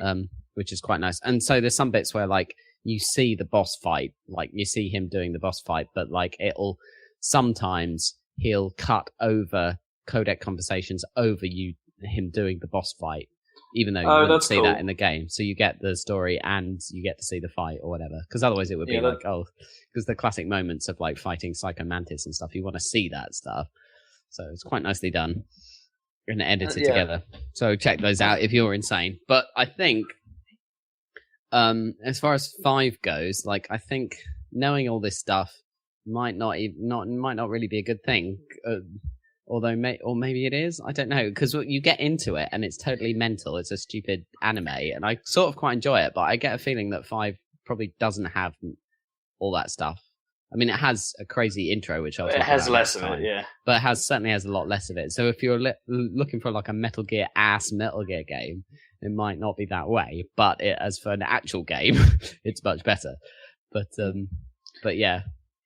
Because I guess you only really need maybe 3 and the Peace Walker. Yeah, games I've watched to get the most out of 5 story, right? Yeah, that makes sense. But like, also, of course, they changed But like, I don't know. It's a very different because 3 is like a kind of James Bond style thing. At least it even has a James Bond style intro with a song and everything. Huh. And 5 doesn't feel like that at all. It's a totally different feel from 3. Oh, which one was it? Was it 3 that had the song ladder? Yeah, maybe. With the song, you're climbing basically an endless ladder for 3 minutes or something. That's and the right. song It does. plays while you're doing it. Yeah, it does. Yeah. And 3 has ladder. the ludicrous camouflage menus and shit. It looks good, but yeah. Anyway. Yeah, 3. Yeah, I was sort of interested in 2, but never really had the setup to play it, and too much. I never really liked the gameplay of the early ones. But. I mean, 2's story is so stupid and convoluted; it's ludicrous. But anyway, yeah. Oh man, you're gonna have a good time with 4 if you end up watching that. Boy, well, yeah, acronym central. Yeah, well, at least I know what all the characters are and all the different. I sort of see why people like Revolver Ocelot, because he's totally mental and he's in all the games, and his character seems to change quite significantly because he appears in 3, like as an origin story sort of, but he doesn't seem like the same guy as in 1, and then of course later on in 4 in 2 he gets taken over by Liquid's arm or whatever, and then by the time of 4 he's fully like not him anymore, is he? I don't know. It's like it's mental. Yep. Nanomachines. Yeah, nanomachines, basically. Nanomachines. Or is it nanomachines? No. Fox died. I don't know. Something. Yeah. And the Lale Lule Lo and all of that. Zoff and Fox and Foxhound and MSF and I think that's right. Anyway, never mind. Diamond Dogs. The Diamond Dogs, yeah. Anyway, PMCs. I sort of lots of PMCs. Yeah, lots of PMCs. Although I was complaining about the idea of Metal Gear itself being unbelievably stupid. I sort of come around on it in Metal Gear Solid 1. Like, the idea is, I mean, the Stompy robot thing is stupid, but the actual idea is sort of cool, which it doesn't make any actual sense because it's impossible, but it's sort of cool, is that the thing has a railgun. And the idea is that the railgun is so powerful that it can basically be nuclear artillery and without any kind of like heat signature for launch. So there's no... right. So okay, that is the trick. The fact that it's a stomping robot is kind of irrelevant. You could mount it on a truck, I'm sure. But still... the stomping robot was just to be cool in Japanese. Was just to be cool in Japanese, yeah. But the actual threat of like a weapon that is more powerful than an ICBM because it's undetectable launch is kind of cool. Of course, if you accelerated a nuclear warhead from 0 to fast enough to go across the world in the space of a railgun, it would probably explode. Definitely explode, yeah. Not necessarily. I mean, you could just have like you can basically have re-entry shielding, but on the nose cone, like a reverse re-entry shielding. Yeah. Could you make the So it shell? ablates as it accelerates. Or could you make the shells so the parts that could explode are so far apart or something, and the bits that need to combine, and then it sort of combines It mechanically doesn't in the crush air? it as it propels I it. don't know. Like, Well, it would it's a do, wouldn't it? solid realm. Just from inertia, it would crush, wouldn't it? But not if it's structurally sound enough. Not if it's a solid enough slug that they're firing out of this railgun. But this is like effectively Yeah, a space massive cannon. slug, You know, yeah. they're talking about the idea of like firing a. Because if you could make a space cannon work, then you could shoot up a satellite and you wouldn't need a rocket. But it's just not going to happen because you're going to, no matter how amazing you make the satellite, you're still going to crush it, like by putting that much force on it in such a short amount of. Yes, a satellite short, but I think like nuclear bombs are surprisingly not that complicated in terms of internal parts. No, but they're. I mean, what the explosive in a nuclear bomb does is crush the inside. So if you're already like crushing it from accelerating it so fast, it might go. Yeah, but that's not comparable though, is it? 'Cause Well, the crush no. of the implosion is like way faster than the acceleration of basically anything. But that's guess. the point, isn't it? Or, yeah, I don't know. Yeah. Anyway, so I come around on the idea of the Metal Gear in 1, but then you start to realize that they had basically the equivalent of that Metal Gear in like Much earlier. 1971 or something, and Yeah. it's like, what the fuck? Metal Gear Was it Zeke. the thing of? Yeah, that's the one. Zeke. Yeah. Yeah, it's like, and it doesn't make. Do they hide underwater or something? Yeah, that they hide underwater, and this like private military company that like the boss and Big Boss or whatever and Miller all started. Oh yeah, they got a nuclear weapon and they became the like 7th nuclear weapon state of the world, and no one has any problem with that. Well, at least initially, and it's like, what? Well, they don't know for a while, do Yeah, I know, but why they? They try and do they keep even it bother? under wraps. Yeah, why do they want a nuclear weapon? It's so weird. Anyway, I haven't done the story of that one, but it does seem really bizarre. It's like, what?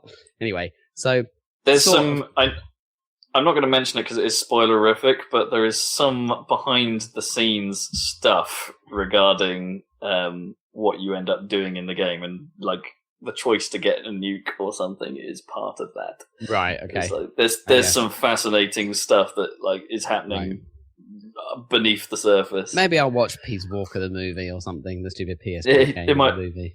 It might It's explain like something. 3.5 hours long or something. But Yeah, that's okay. I made it through frickin' 2, and that was like 5 hours or some shit, and none of that makes any fucking sense. Anyway, yeah. So Metal Gear, but Metal the actual Gear. game so far, great so far. I will fill you in next time. A Metal Gear. Metal Gear. Metal Gear. Hind D.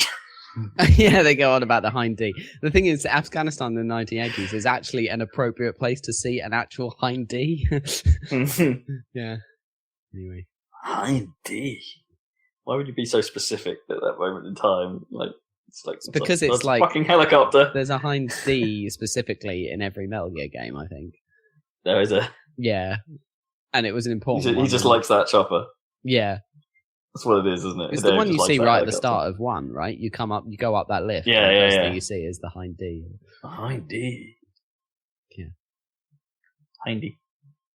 I'm not sure what your helicopter is in.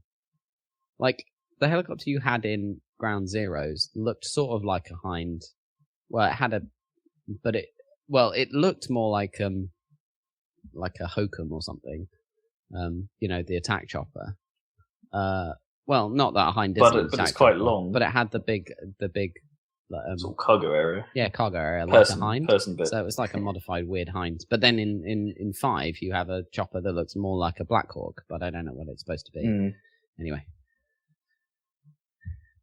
Yes. Metal Gear to look forward to next time on Cool, Saladcast. yeah, next time. And yeah, Let's as go away always, and get pizzed. check out the videos, etc. available. And we'll catch you next time for more podcasting. Oh, I promise sometimes. Dark Souls will go up soon. Yeah, you didn't Yeah. upload last week. No. Booty. Well, I did hit a few issues as always, but different issues from anyone before. But yeah, I've been busy. Sorry. Catch you later, guys. Whoop whoop whoop. Rob failed to get up in Yeah, I time. did. Sorry. Turning it off. Bye. now. End. Yeah.